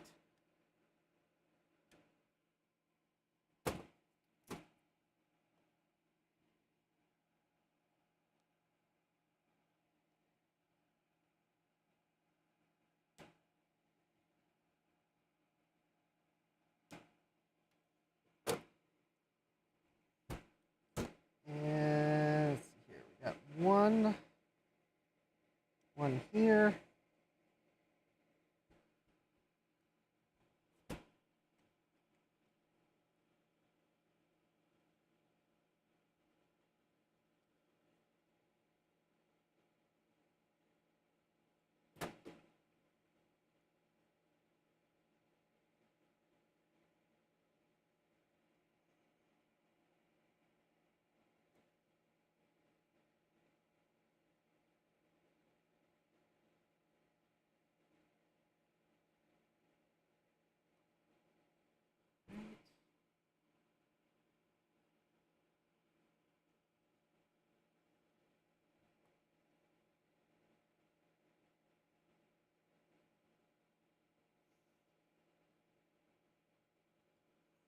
Let me double check something.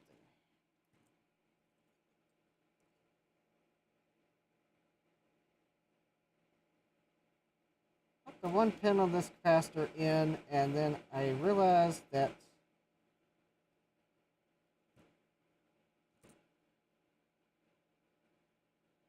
there's a component beside it that I desoldered by accident, and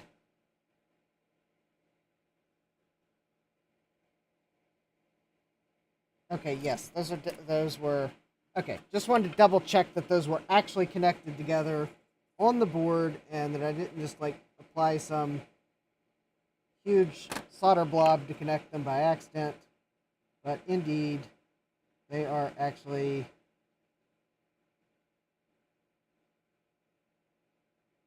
connected on the board, so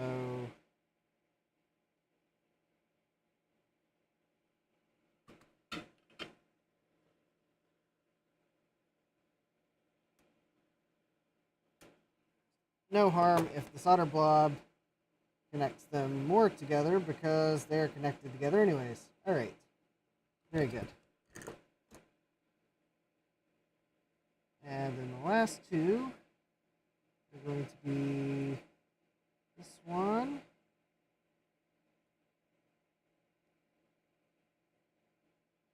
and this one.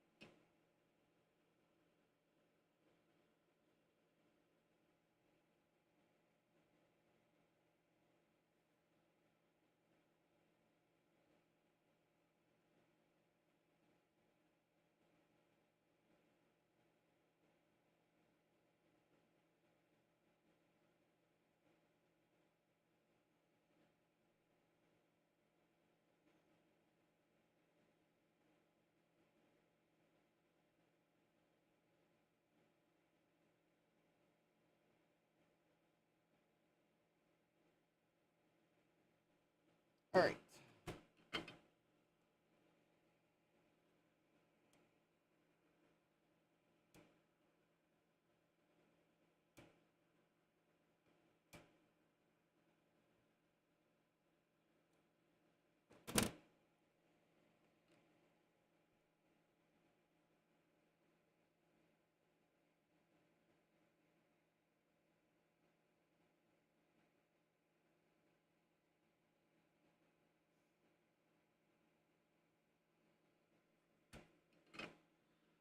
Alright. I believe I got everything resoldered. Now, I'm going to clean the board a little bit, get flux off, just so I can double check my work. But since I broke the fan connector,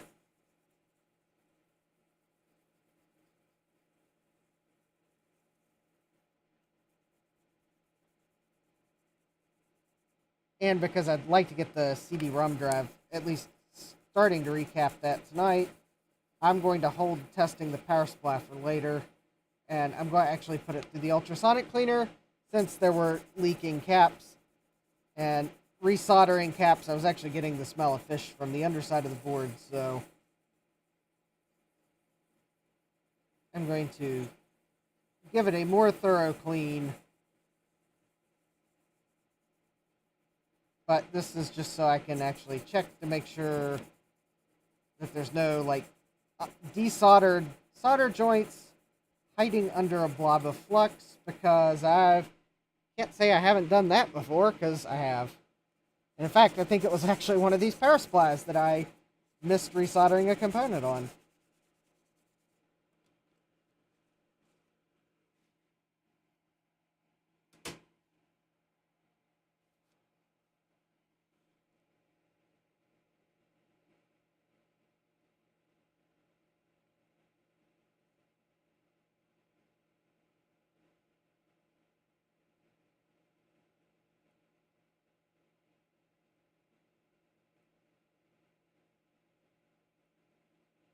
Alright, it does look like I got everything resoldered, so I will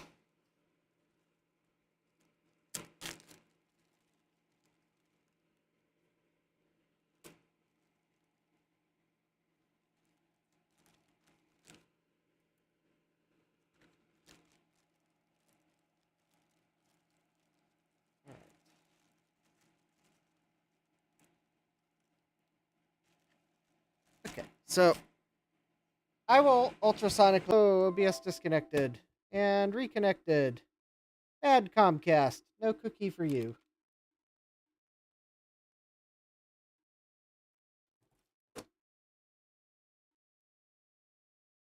Although, might have not been Comcast, but we'll never know. Well, hopefully you all didn't miss me much while we had a slight connection glitch to YouTube or something.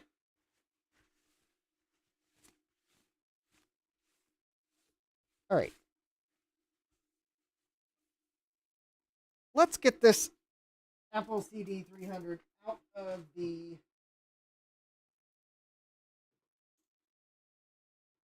drive cage.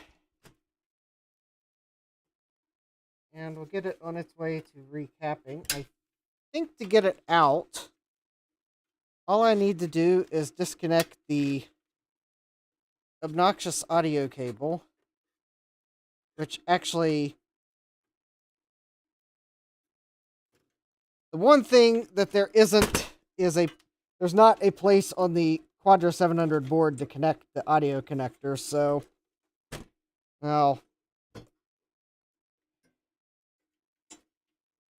we'll have a Quadra 700 CD, but you won't be able to play audio CDs internally, I don't think.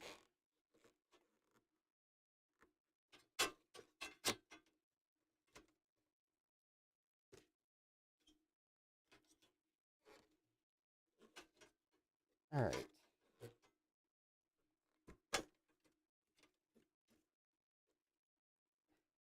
Because there's...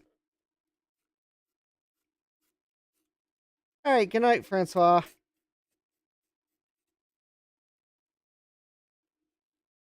Oh. Alright, I'm trying to...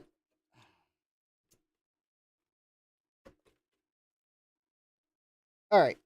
I think those cables are the main ones I needed to be able to pull the CD-ROM drive out of the cage. Basically, there's two plastic clips you have to push in.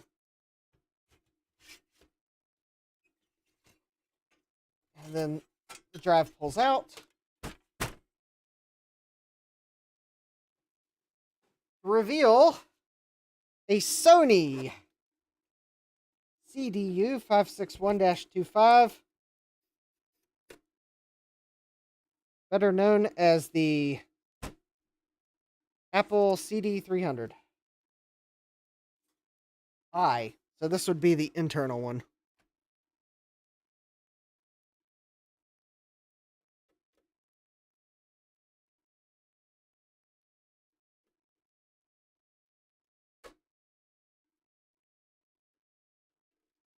So this will be the second one of these drives that I've opened up.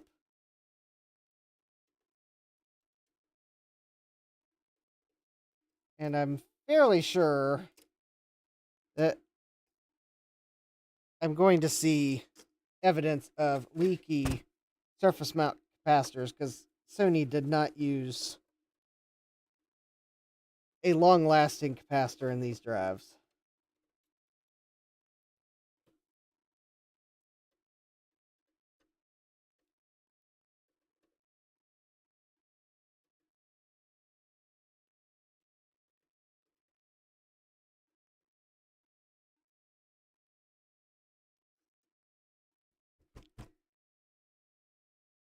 Also, considering how corroded the top metal of the drive is, that kind of doesn't bode well. I'm hoping, though, that a recap and a clean and relubricating this drive will bring it back to life, because otherwise I will have a useless gaping hole in my Quadra 700 CD.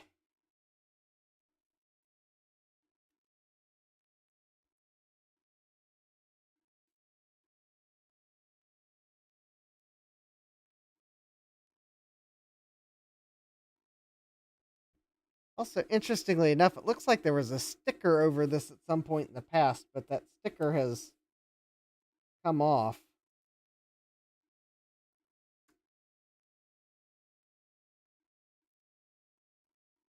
That eject button is sticking, but then again, I don't, I don't remember if that eject button is functional on these drives.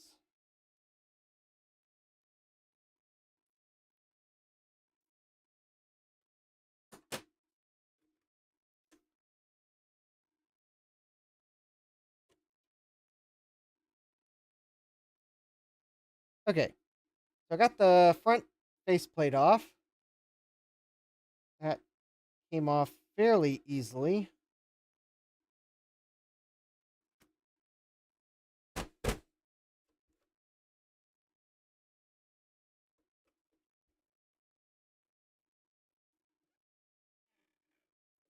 All right, let's see here.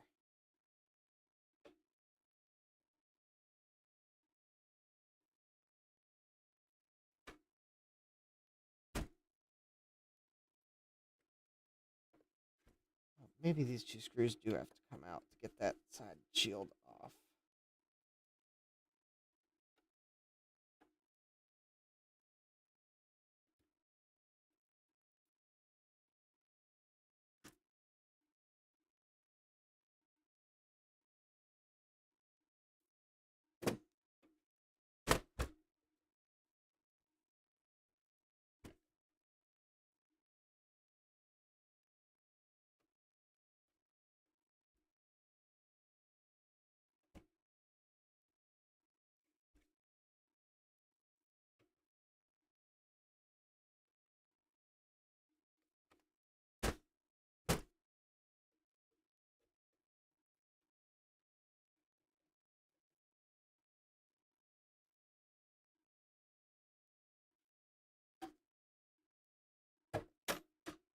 There we go.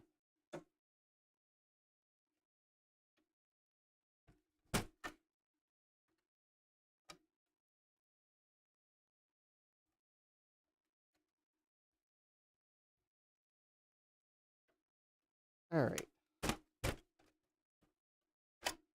There we go. Yeah, that looks a bit tarnished. Don't know that I'll be able to do much about that, but I think it's just surface tarnish. All right. So now I think we've got just two screws. Two screws.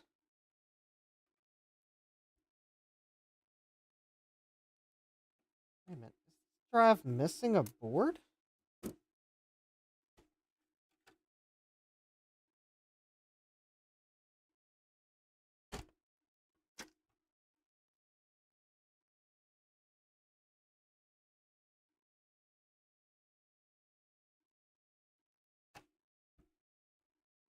Okay. And then we got to disconnect the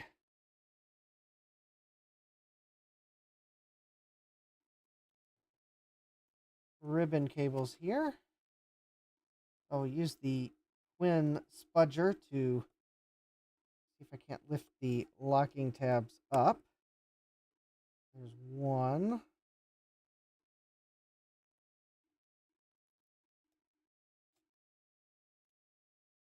And let's see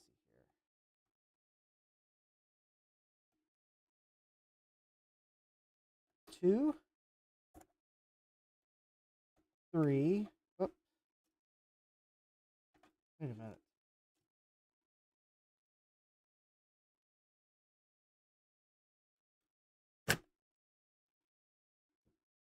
Well, that's weird. There was a ribbon cable with nothing in it.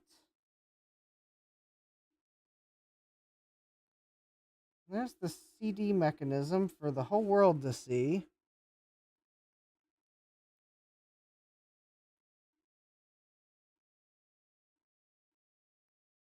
There's something very strange about this mechanism. All right. At least protect the laser. I'm going to set that back down on it. for the moment.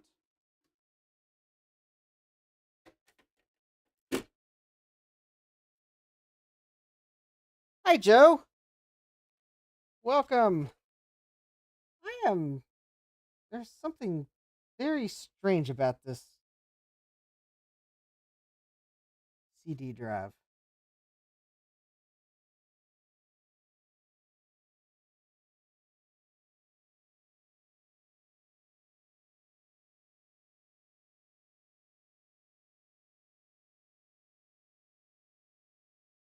All right, 1, 2, 3, 4, 5, 6, 7, 8. I definitely see 8 electrolytics.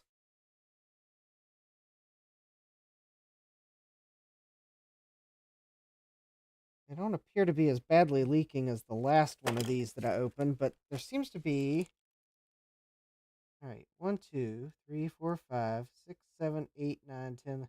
So there's 12 tantalum capacitors in the kit, and I have 8 electrolytics on this board. But the thing is, I seemingly remember last time I worked on one of these that there was another board in the drive.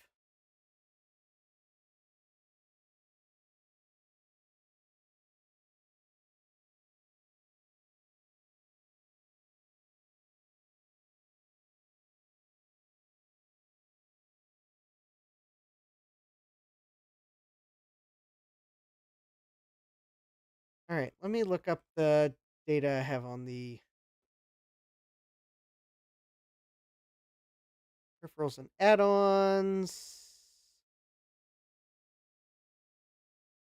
Sony CDU 561. This is a CDU 561, isn't it? CDU 561. Okay. Confirmed. That is an Apple CD300.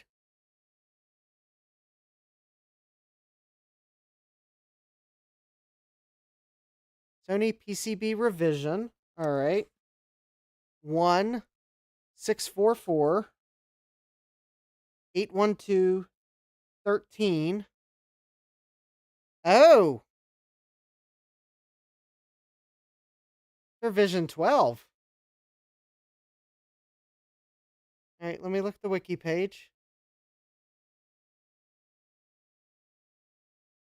1, 2, 3, 4, 5, 6, 7, 8, 9. So on revision 13 of the PCB, there are 9 tantalums or 9 capacitors on the logic and 3 on a control PCB.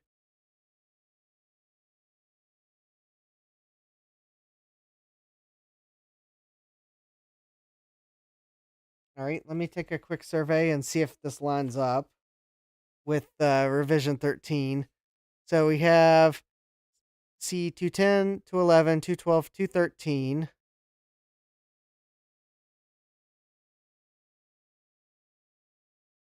Oh, probably help if I hold the board this way. Okay, so C210. Yep, that seems to match. C211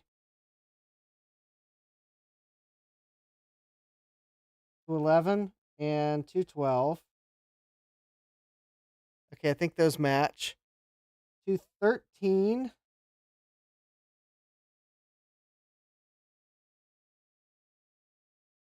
Oh, there it is. I found it. It was hiding. So there it is. C219 right there. So maybe I have all the caps on this board. So C410 is, I believe, this one here. And C417, I think, is this one here. Because there's C419 and C420. Okay. Of course, all 4 of those are the same value.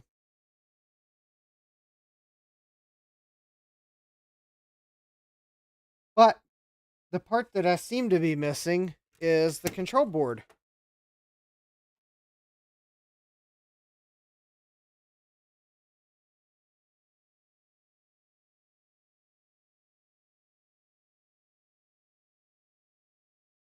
But it definitely looks like there was a label on the front of this drive at some point that has been scratched off. So maybe this revision didn't have the control board? Does that make sense? Jack says, my CD300 has been in pieces waiting to be recapped for 1.5 years.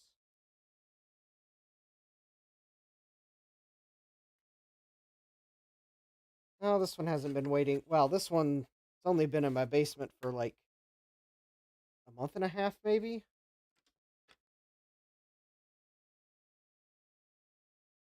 I mean, there is a PCB on the underside of this mechanism, but that doesn't look like the control board. And I don't think there's a way to really realistically get it out.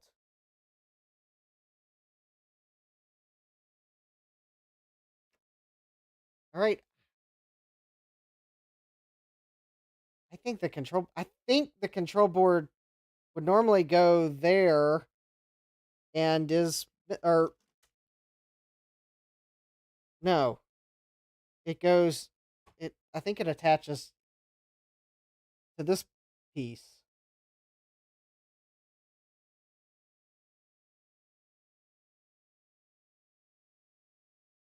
Hmm. Yeah. Dax remembers there being a separate board in front for the buttons on the extra one. Cup Bomb says the control board controls all.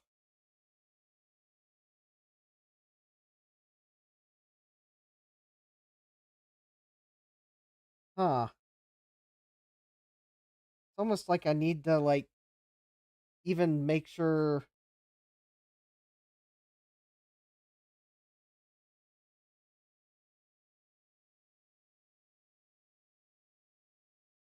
Well, let's see here. There's no place for an eject button, so the control board would control the eject and the light, activity light, and the volume and the headphone jack. But you can't plug into those anyways, so I think I'm just going to. It doesn't control the user, yeah. Alright, so here's what I'm going to do.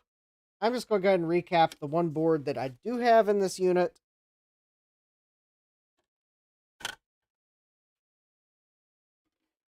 Because even if these caps aren't actually leaking, I'm sure they're thinking about leaking.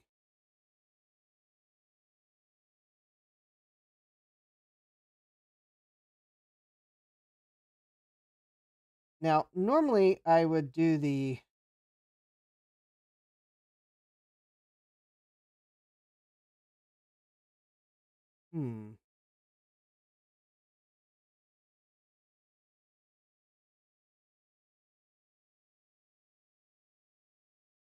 trying to think how I'm going to get these capacitors off. Because I think for the capacitors like this one, I'm going to risk the. Well, I thought I would risk the channel engagement, but I don't think I'm going to be able to get my side cutters into it. Oh, wait. I'll risk this channel engagement and do it that way.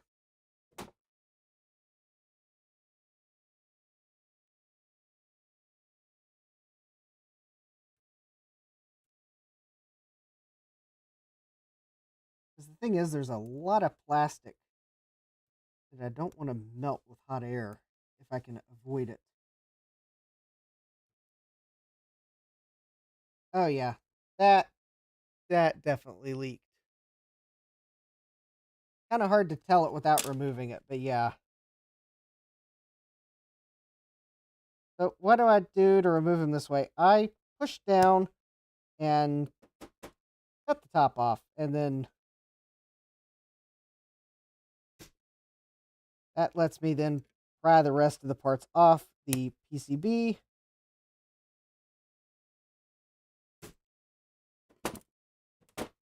And then I can just desolder the legs with solder braid. Gibbs says it controls the whole Quadra.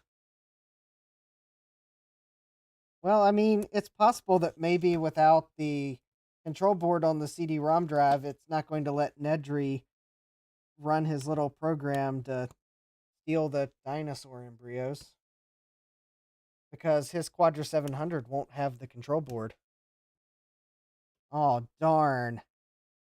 Hammond should have spared no expense for the upgraded Apple CD300.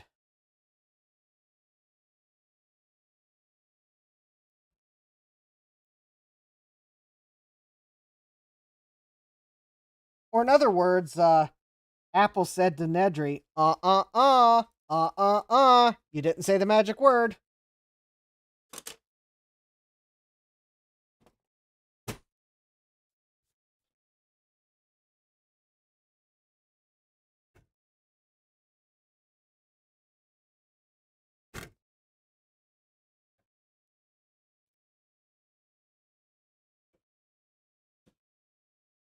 Well,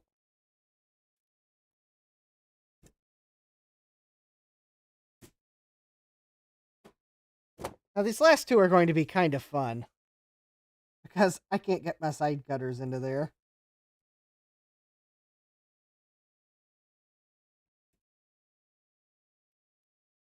Oh yeah, these were definitely leaking, and I'm pretty sure that once I put some heat onto those pads to clean them up, I am going to smell some fishiness.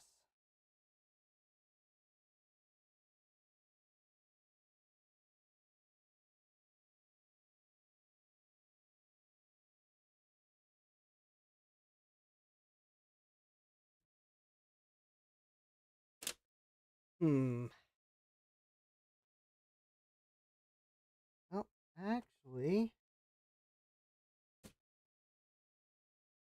I actually managed. There was just enough room on that one to get the side cutters in. Good. So now I've got one capacitor left.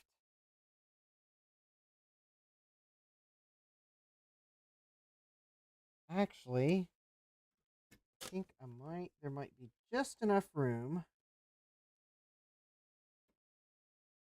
No. Oh, wait a minute. I think I might have just noticed something.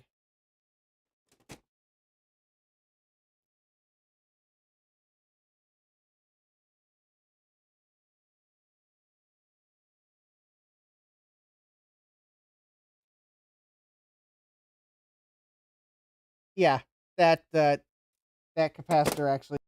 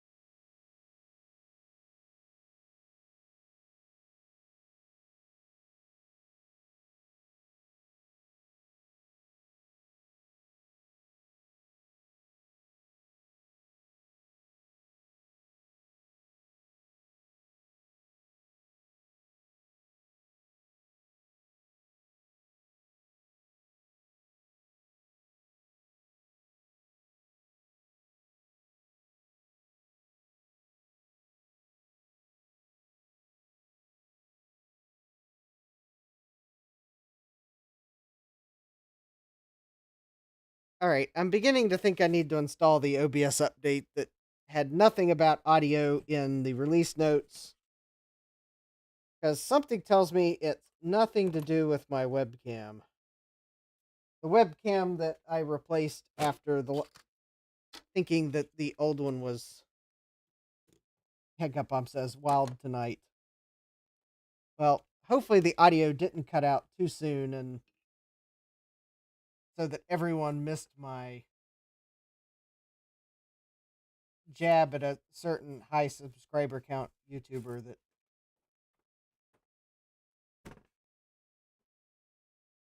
well, or YouTubers everywhere that just jump straight to the dangerous tools. See,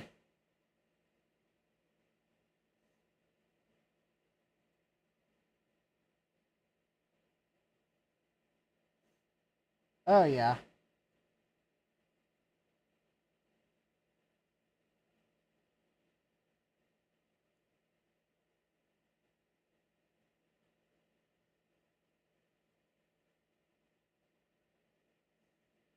Yeah, definitely leaky.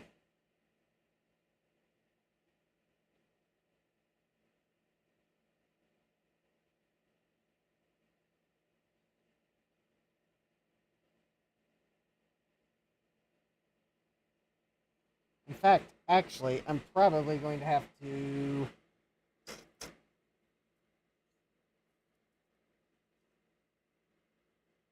Let me find my little bit of solder.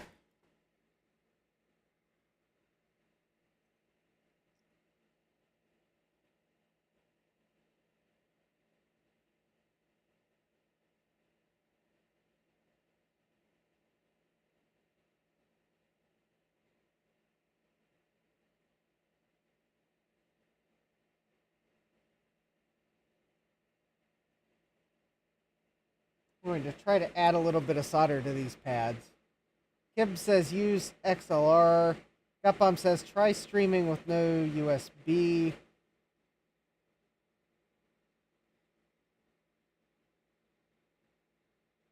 Gutbomb says 2 audio drops. Stream tried to drop once.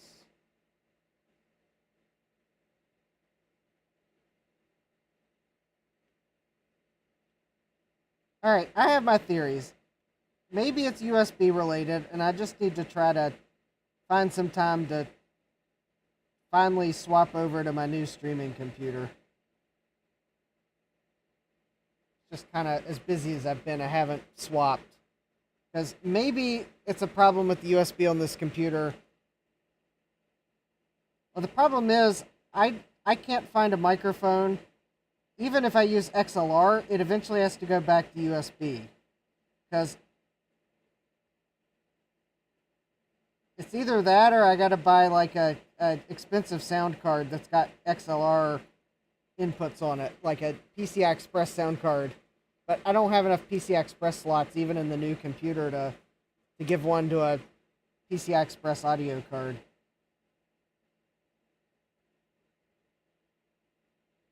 Unless I get the obnoxiously expensive, hard to come by dongle for my high-end, really expensive capture card that I bought off eBay at a bargain price. Kib says use a sound blaster. Jeremy's, I think, I don't know if Jeremy's asking someone to link one or asking me to link one. I don't have a link right offhand. I'm thinking the common problem is just streaming. The streaming software in general just has its quirks and features.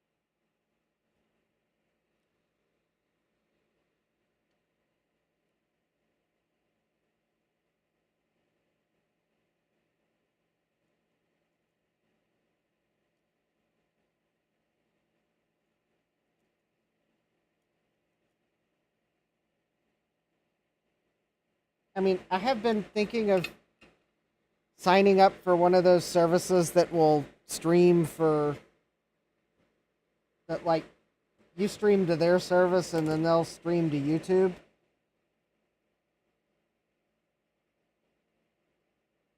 Partly because some of the processing happens on their end and it would take away some of the randomness of YouTube, but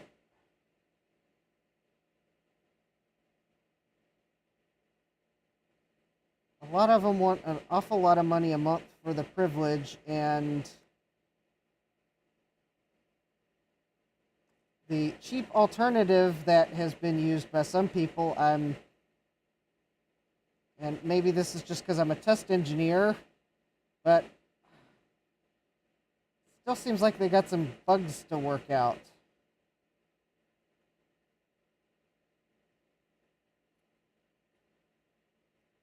It's not quite meeting what I want for software that does that.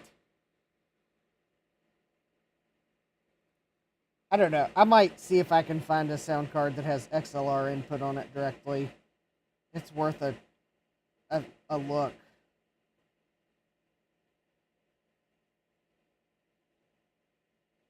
But if the problem's OBS or my internet connection, then I'll still have audio problems.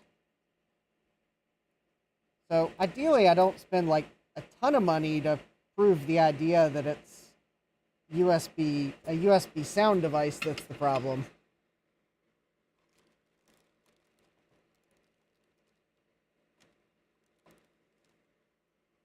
All right. So I'm going to just go ahead and clean this flux off the board.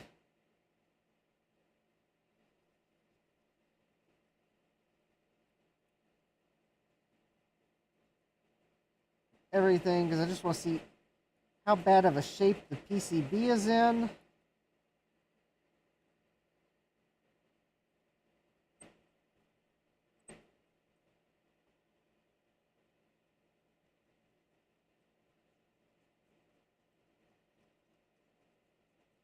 These PCBs aren't like the highest quality ones in the world.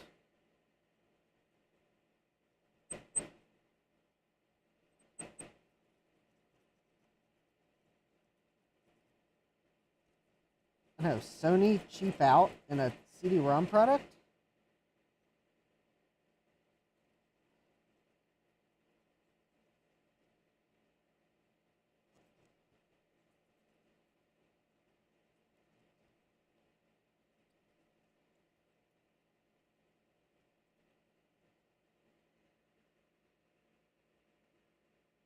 Alright, looks like I didn't butcher the board too bad, and I don't think there's like...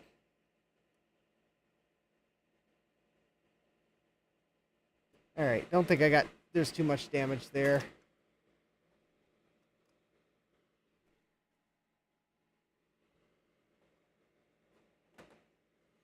Jeremy just sent... I'll check that out.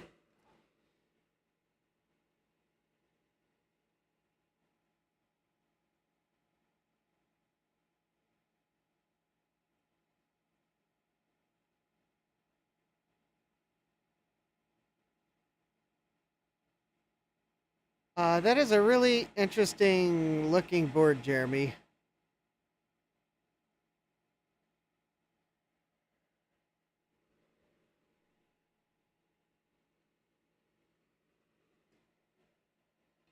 I have never heard of that brand, so I don't know what to take of how the board looks.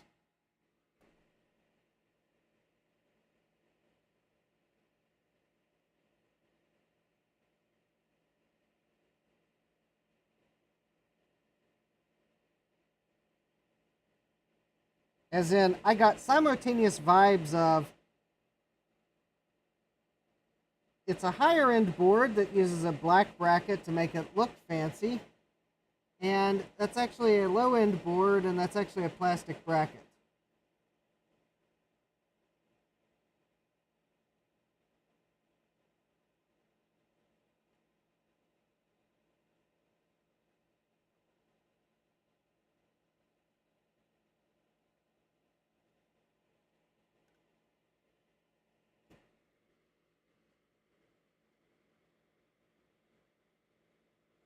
Kibbs is saying,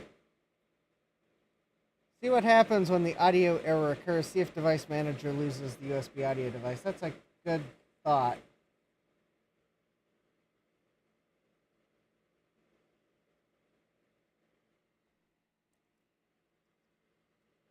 All right, next time there's an audio problem, if it happens tonight or happens another stream, as long as it's like one I catch fairly quickly in the chat, that I don't have to like wade through a whole lot of Windows events, I'll check device manager.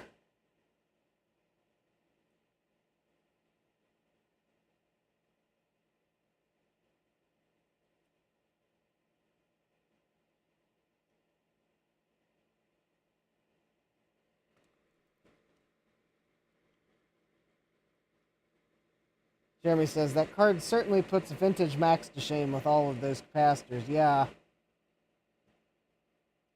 Yeah, that looks like the type of sound card that one will have to recap in, like, 15 to 30 years.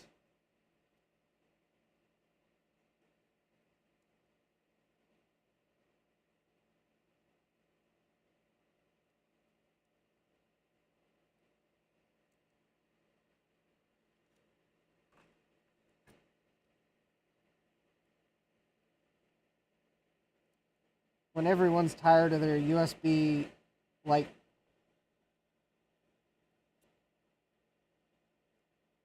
when everyone's tired of their Bluetooth head implants and they want to just try a good old-fashioned microphone again, they'll have to recap their sound card first.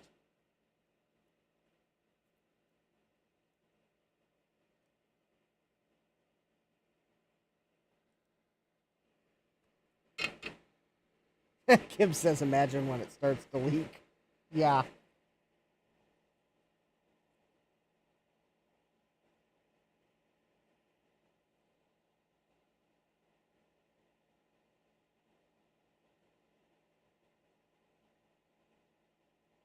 Yeah, exactly.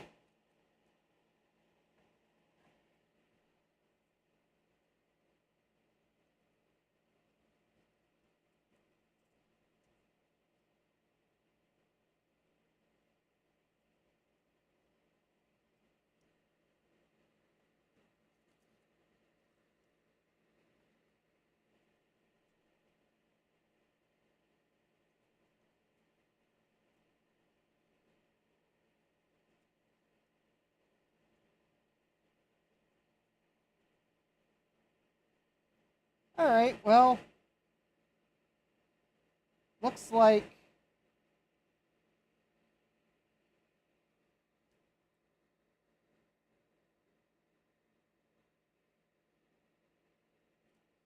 it's not in too bad of shape. All right, I do want to like.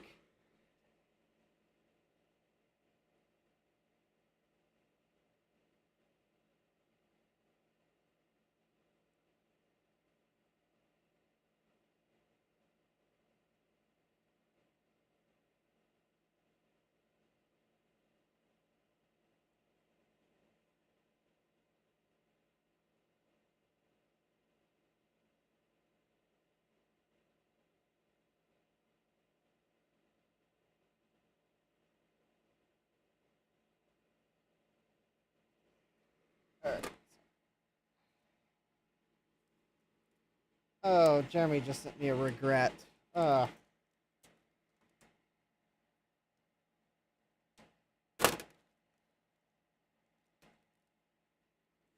sent me a potential regret.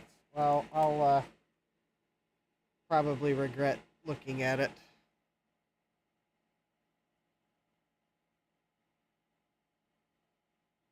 Um.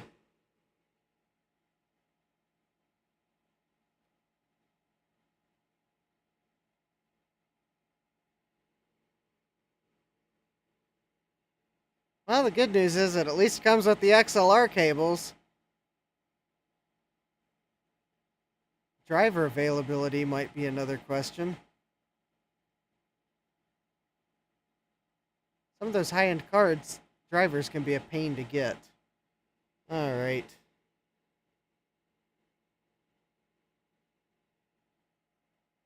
I'll add the weird sound card that's on Amazon to my website gift list should someone decide they want to like bestow upon me a really weird sound card that's coming from Japan.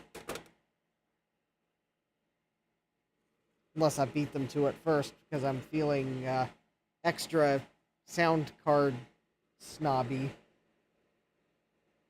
Alright, C219. Alright, let's get this recapped. Not that I'm necessarily going to get it recapped in time to actually test it tonight, but maybe I'll get it recapped in time for me to put it through the ultrasonic cleaner with the power supply.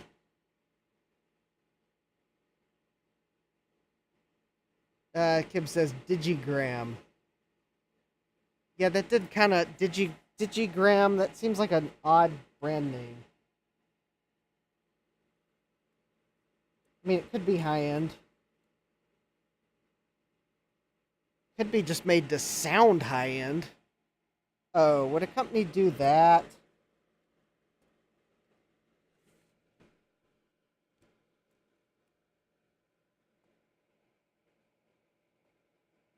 Uh-oh. I just realized that I forgot to make note of which is positive and which is negative on this board. Let's see,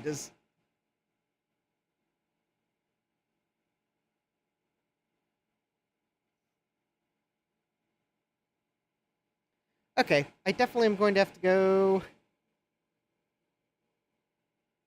find a cheat sheet, because I forgot to... Actually, let me just go rewind my own live stream and take a look.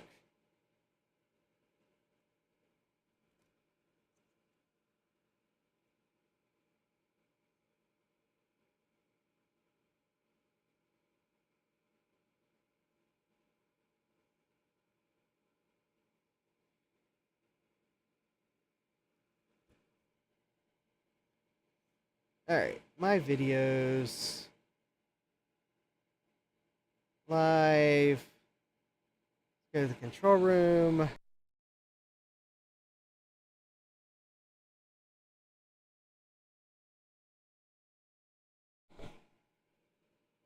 Let's see here. Let me go full screen on my own live stream. Let me wind the clock back. Find where I clipped off those capacitors.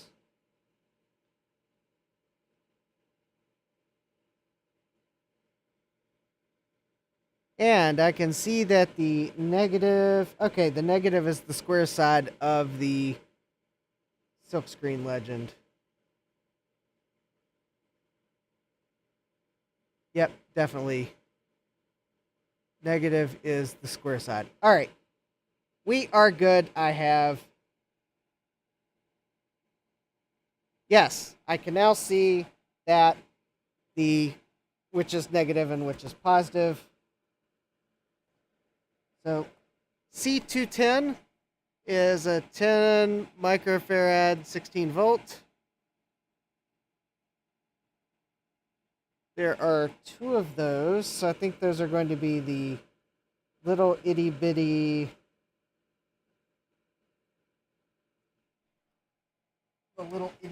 caps. Let me just look at them under the microscope here real quick. Yep, those are definitely marked 10s. All right. So,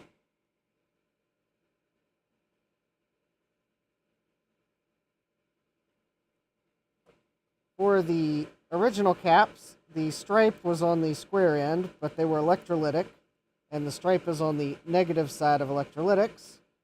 So the replacements are tantalums, so I need to put the stripe on the rounded side of the silkscreen.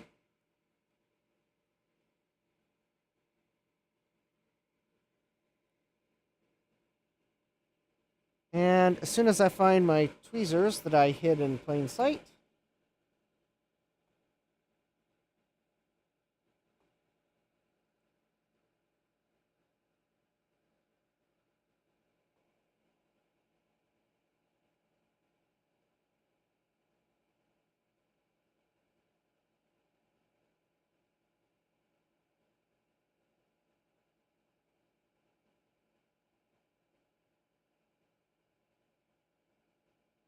there we go. I think that'll be good.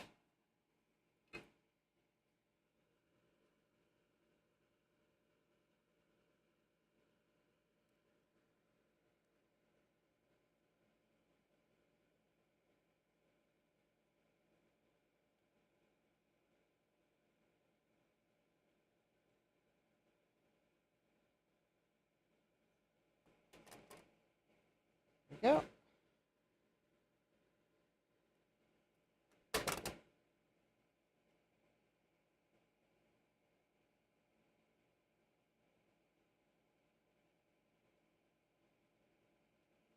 All right. 1 down, 8 to go. All right, that looks decent. Okay. To make this easier, I will go ahead and get the everything of the same value at the same time, except when I get to whatever these two are.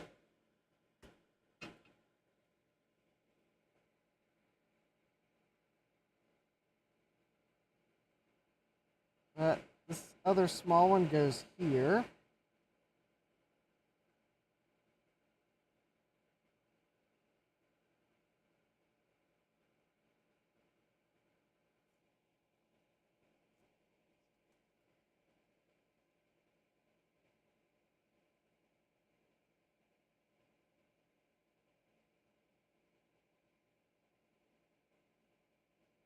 All right, there we go.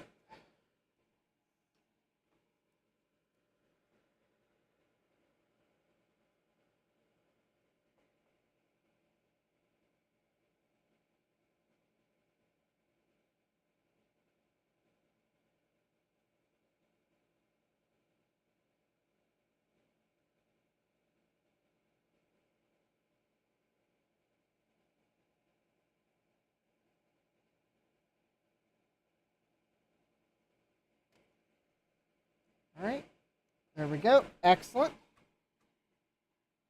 All right, so I think the next one I'll get are the 47 microfarad 16 volts, because there's 3 of those.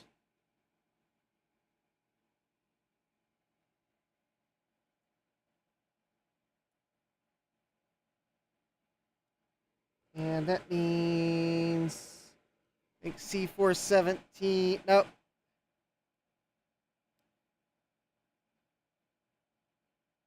C211, C212, and C219. So those are, those are these 3 here. Excellent.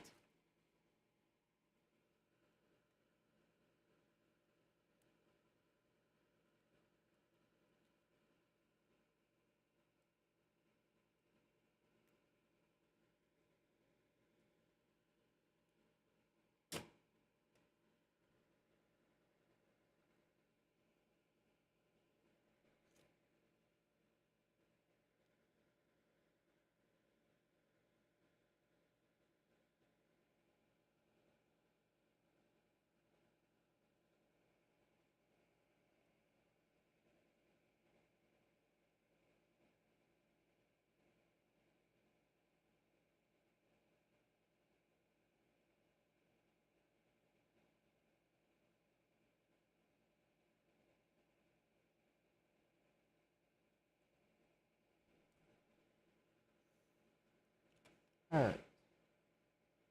There we go.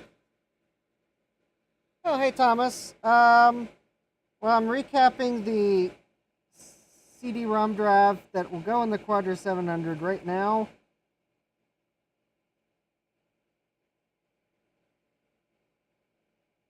And then I'll have to end the stream after I get this recapped. So I'll have to finish the Quadra 700 next week. But that's because everything's going to, the power supply and this CD-ROM drive board are going to go in the ultrasonic cleaner in the meantime.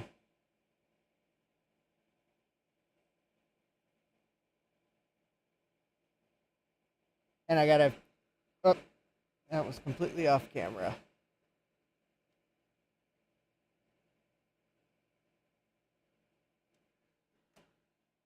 And I gotta fix the fan connector that broke when I tried to get it out of the power supply board.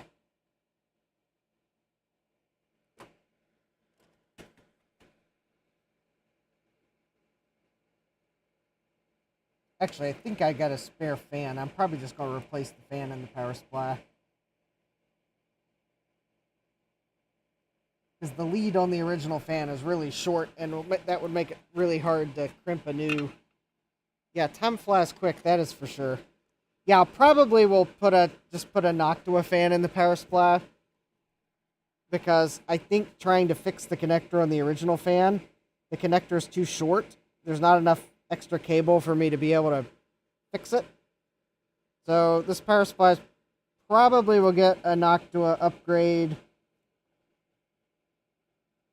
through the magic of, I think I have one on hand that I bought for another power supply, and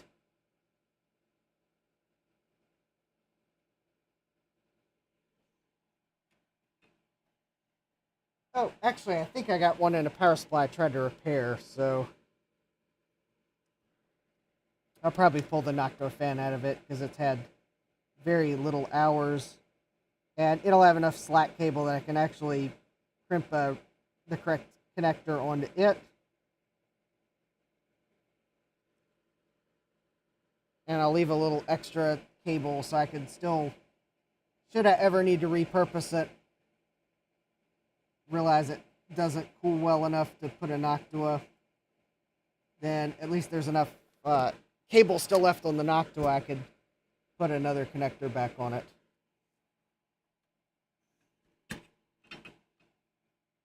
I think, though, the Noctua fan probably will move enough air.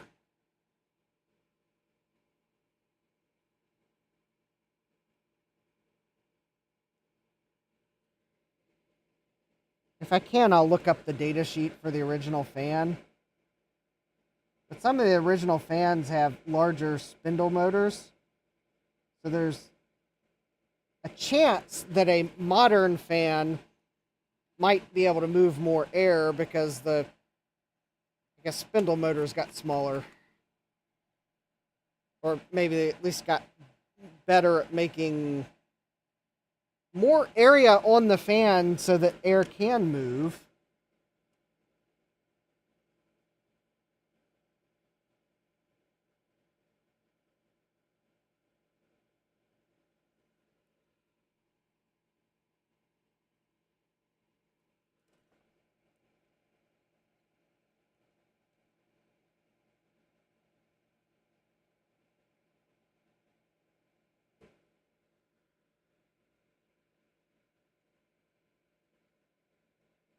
I mean, I'll definitely check. If I figure out that the original fan moved way more air than a Noctua, then that I'll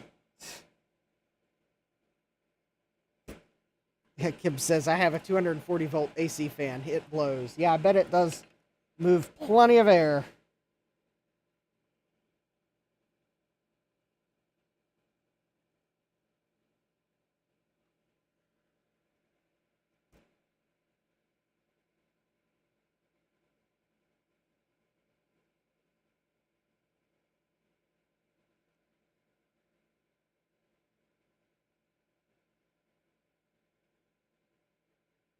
Alright, there we go. I think at least those capacitors are on. There was no capacitor there, so there was not one there when I started, and it's not like something that you have to add. I wouldn't even know what the value should be. Probably one of those Sony probably put it on the PCB because they thought it might be needed, but it turned out it wasn't.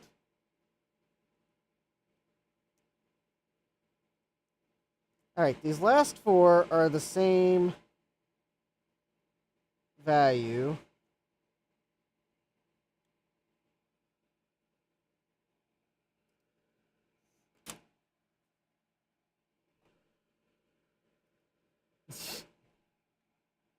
Jeremy says, vacuum cleaners suck, fans blow. What else is a positive and a negative simultaneously? Yeah, seriously.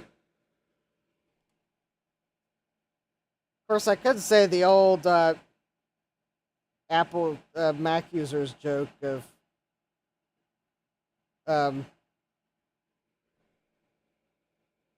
the only Microsoft product that wouldn't suck would be a vacuum cleaner.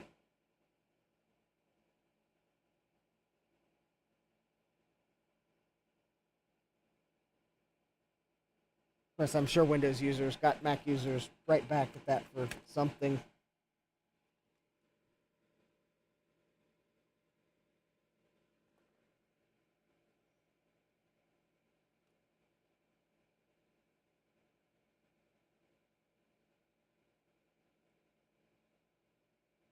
Alright, so I am purposely only going to solder that positive side of that cap right now. Kib says air compressors.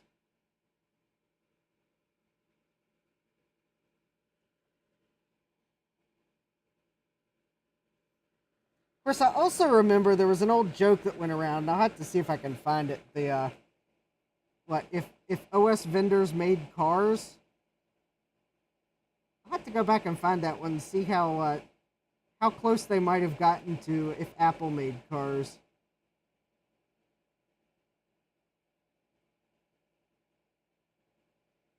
Granted, I seemingly remember that Apple part of the joke was like,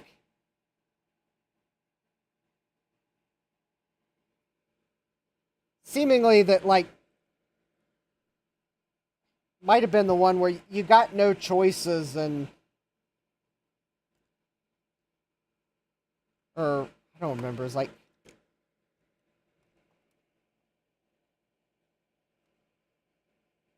I'll have to find that.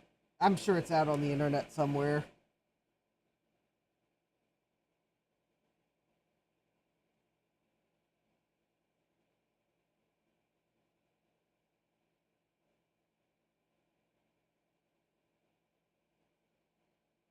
Granted, if it was written during the Spindler era, it'd probably have to be updated to mention that the all the plastic trim on the car is now falling apart 20 to 30 years later.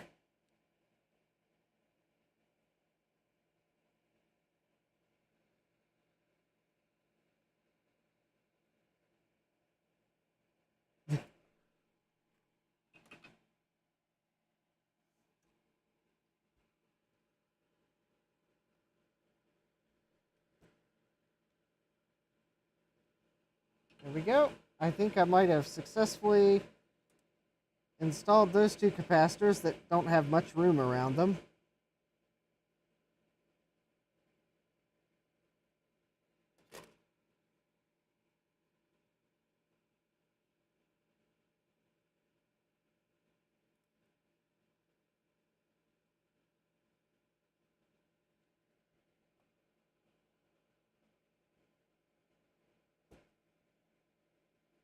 All right. Two more, and then, well, Jeremy says, sadly, Microsoft bought the company behind my favorite game.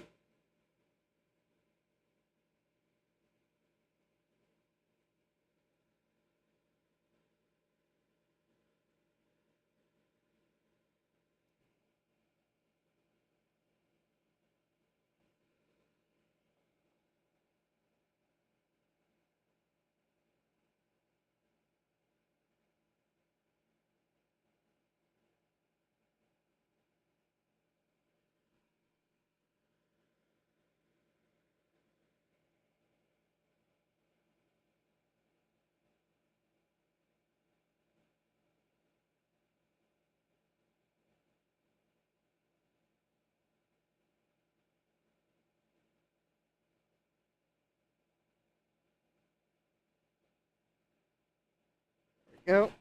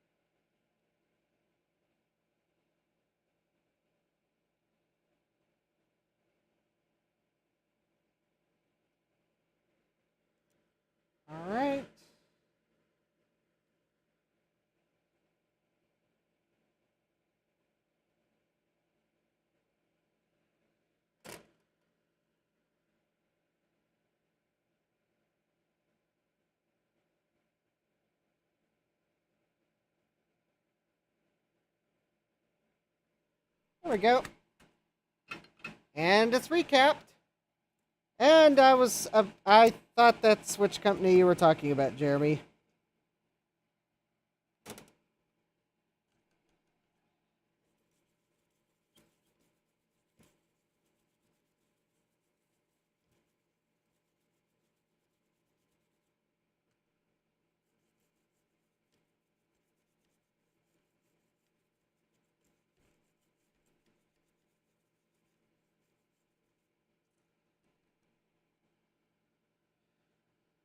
Yeah, Jeremy said the company is Blizzard. It was decent till Activision bought it. Yeah. Although, well,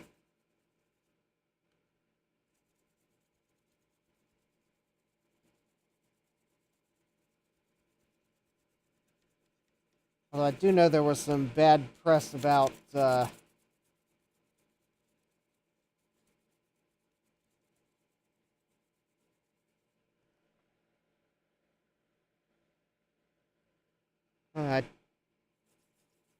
well, actually, I don't remember the details of the case or cases, so I'm going to not try to remember lest I get it wrong and it's even worse. But I know there were some, I think, allegations at least, if not, I don't remember how far the court cases have gotten yet, that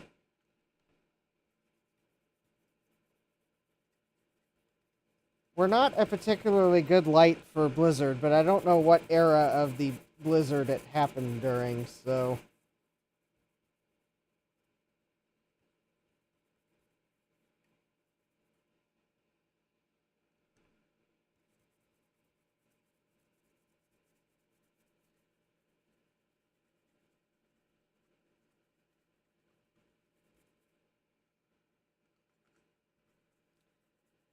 Alright, so I just thought I'd give the board an initial clean before I end the stream, just so we can get a good look at what it looks like. But looks like I'm getting a lot of the factory flux off the bottom of the board. I probably will at least put it...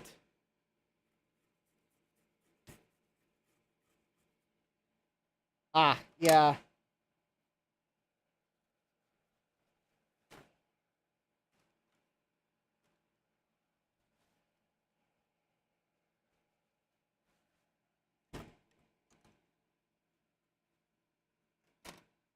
So, there... Alright.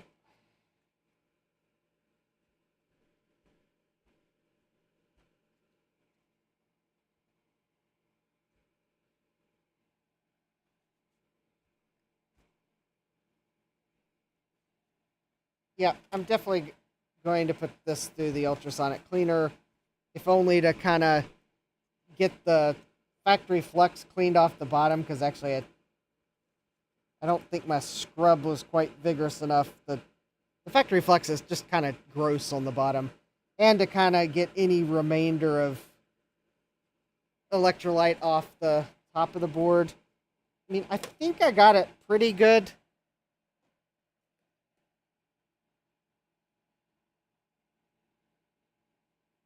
Jeremy says, just had an idea, track down a Macintosh version of Orcs vs. Humans and play it. There you go. Classic Blizzard.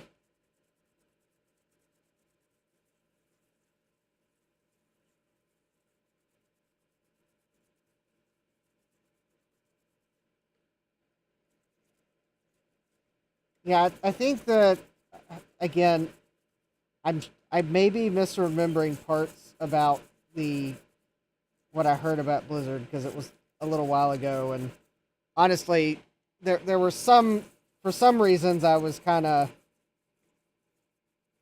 it kind of made it good that Microsoft was buying Blizzard for some parts of it, but kind of bad for others. It was kind of one of those, if Microsoft buys Blizzard, then they clean house, and hopefully the people responsible for what happened are like gone.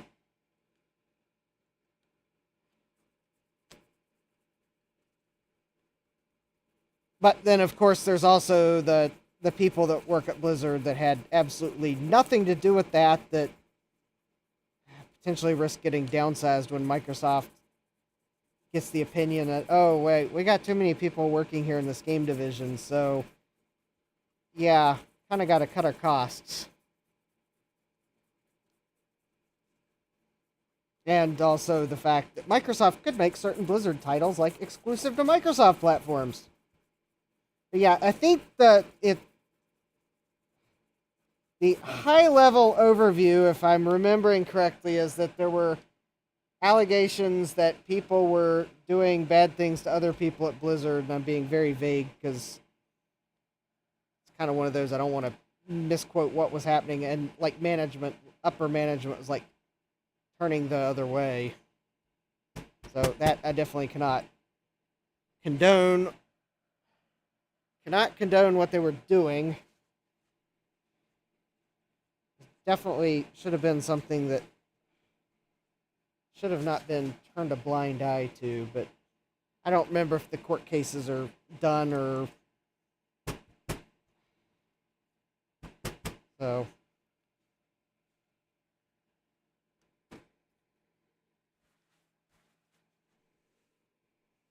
Yeah, Jeremy says Microsoft bought it and laid off 1,900 people. Well, yeah. Okay. So, what did I manage to get done tonight? I got the power supply. We finished recapping, and it's setting aside for me to put through the ultrasonic cleaner. And I got the CD-ROM board recapped, and we'll also go through the ultrasonic cleaner just to kind of make sure it's nice and clean. So next Thursday, I guess we'll have the exciting continuation of the saga of the Quadra 700 CD. It'll also be my last Marchintosh live stream because Marchintosh is quickly coming to an end. And although hopefully in the meantime, I will do something about the fan and the connector that broke on it. Probably I'll find another fan that I have that's the same size and crimp a compatible connector onto it. I think I know where I can do such a deed. Crimp a connector on a replacement fan. In fact, actually, while I'm thinking about it, let me just go ahead and measure this now, assuming I can remember what I did with my calipers. I believe the answer is going to be no to that, so I may not be able to measure it right now.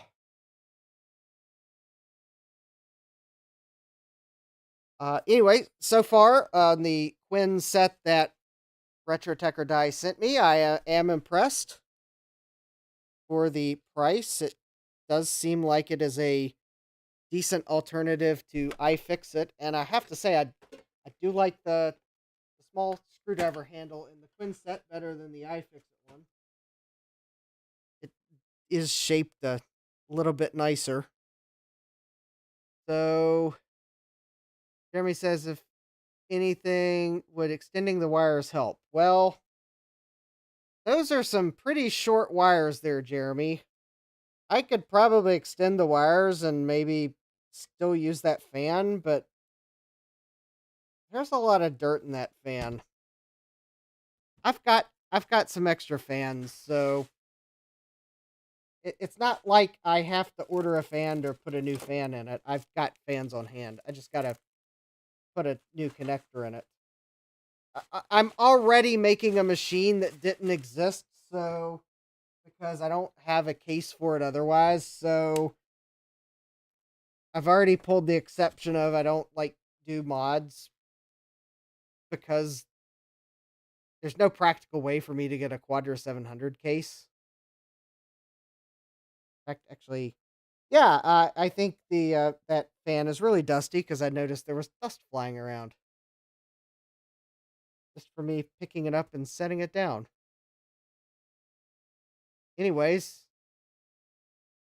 yeah. But yeah, I'll if trying to see if I can spot my calipers because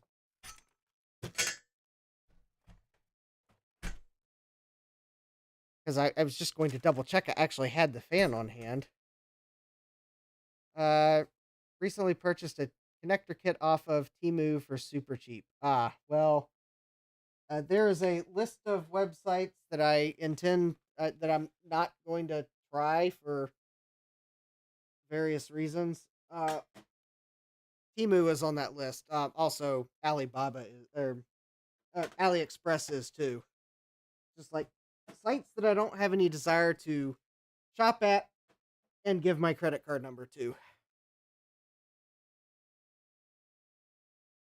Because I've shopped at similar sites and been disappointed overall with what I got. So I'm like, nope, not even going to try ordering from AliExpress or Temu. Because I've ordered from a similar site to those, and it was just kind of a disappointing experience all around. So I was like, nope, I'll just stick with eBay regrets. So, yeah, Jeremy says, I did use PayPal to pay for an additional layer. I mean, it's not to say that I haven't looked on AliExpress and that I might not find something that I absolutely have to have from there, but there was actually a project I was going to build, and it's an open source project, and it was one of the sorry, I got goop on my hand from something. It was one of the open source composite mods for the C64, but the entire parts list was Alibaba, or not Alibaba, AliExpress part numbers. And by the time I started adding all of them to my cart to check out, it's like each one of them was from a separate vendor, so they were going to have a separate shipping charge. So what was about probably $2 to $3 of parts was like turning out to be like I stopped partway through the bill of materials just because once I got to the point where it was like $2 of parts and $40 of shipping, I'm like, no, this is not sustainable. I was like, no, I'm just not going to build one of these. I'll wait for that person to sell pre-built ones, which I think actually they do now. So it's like maybe where they are, AliExpress shipping doesn't cost as much to their locale because I believe they're in Australia. I'm like, no, I can't buy $2 of parts that cost $40 in shipping. It's like not not equitable because it's like every part had a separate shipping charge. Like kind of the old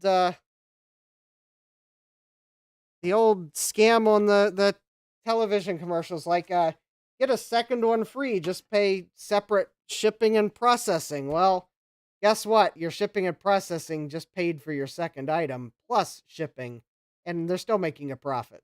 It's like Jeremy says, I really want to get the CRT kit that Adrian Black got to see if that will fix my color composite monitor. It has sound, but no picture or high voltage.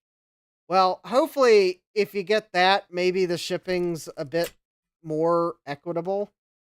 But it was like, it got the point where it was like, okay, the parts, it was like for each of the parts, it was like $1 or less of parts, but it was going to be like $5 in shipping. I was like, no, just, I'm, I'll wait until I can sit down and try to find the parts on Mauser. And actually, I think I remember starting to do that and realizing some of the parts Mauser doesn't sell because they're like really odd values that it's like, no, just this is going to be too expensive. I'm not buying cheap parts to pay for expensive shipping because that tells me that they're trying to get you hooked on the cheap parts and they're making their money off the shipping and probably the parts too. 'Cause anyways, yeah, so that's one reason I haven't done a composite mod on my C64 as much as I'd like to kind of get a better composite out than the standard header, because this is a board that replaces the RF modulator. Yeah, I started to look into that. It was like the parts were going to be too expensive. So, all right, yep. Anyways, I think it's about time to wrap, because at this point I'm trying to look for tools that are probably sitting right in front of me, and I don't know what I did with them. Uh, yeah, Kib says dead flyback. That could be it. Well, so so next week I will probably stream on Tuesday. I have enough repairs to do to prepare for VCF East. I will probably schedule a Tuesday stream. It is possible on my Tuesday stream that I may actually put my first PC rebuild together officially, because one of the items I received yesterday,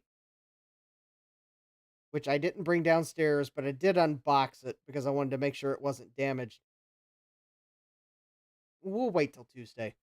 You'll just have to wait. I'll just say that I broke my I'm not ordering parts to order something. Actually, I broke my I'm not going to order parts to order two things for that project, just because they were things that don't show up very often and I had to jump to get them. So anyways, the first item arrived yesterday.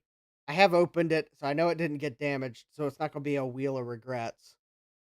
The second item was supposed to be delivered today, but I think that was because FedEx Ground didn't change their estimated delivery date for some reason, and it's probably will be delivered tomorrow or Saturday. So it's also the part that's probably was at more risk of breaking. So we'll see.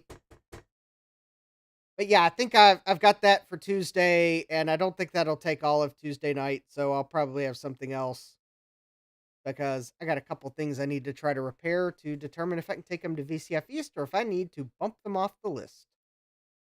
So anyways, my throat is getting dry, so it is probably about time for me to draw the stream to an end. Let me make sure I have my finger on the correct spot on the screen. I'd like to thank all of y'all for joining tonight. Don't forget to smash that like button if you like Quadra 700 CD silliness. And if you're not subscribed, well, you better go ahead and subscribe, because you'll want to catch the conclusion on this.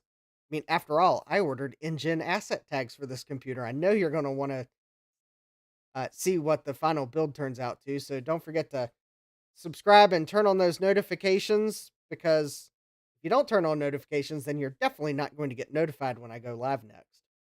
And how about smash that like button and leave a comment? Maybe, let's see, what will be the comment? What's something you'd run on a Quadra 700? There we go. That's just a good thing to leave a comment. So until next time, I'd like to wish everyone have a great rest of your day. I hope to see you here next time. Take care, and God. Computerized Start is brought to you by my awesome patrons on Patreon, and by your tips and memberships on Ko-fi. These and other channel supporters make my live streams possible. You too can become a channel supporter with tiers starting at just $1. Don't forget to smash that like button. And if you've liked what you've seen, subscribe and turn on notifications so that you don't miss the next video or live stream. And as always, thank you for all your support. I hope to see you next time. And until then, take care.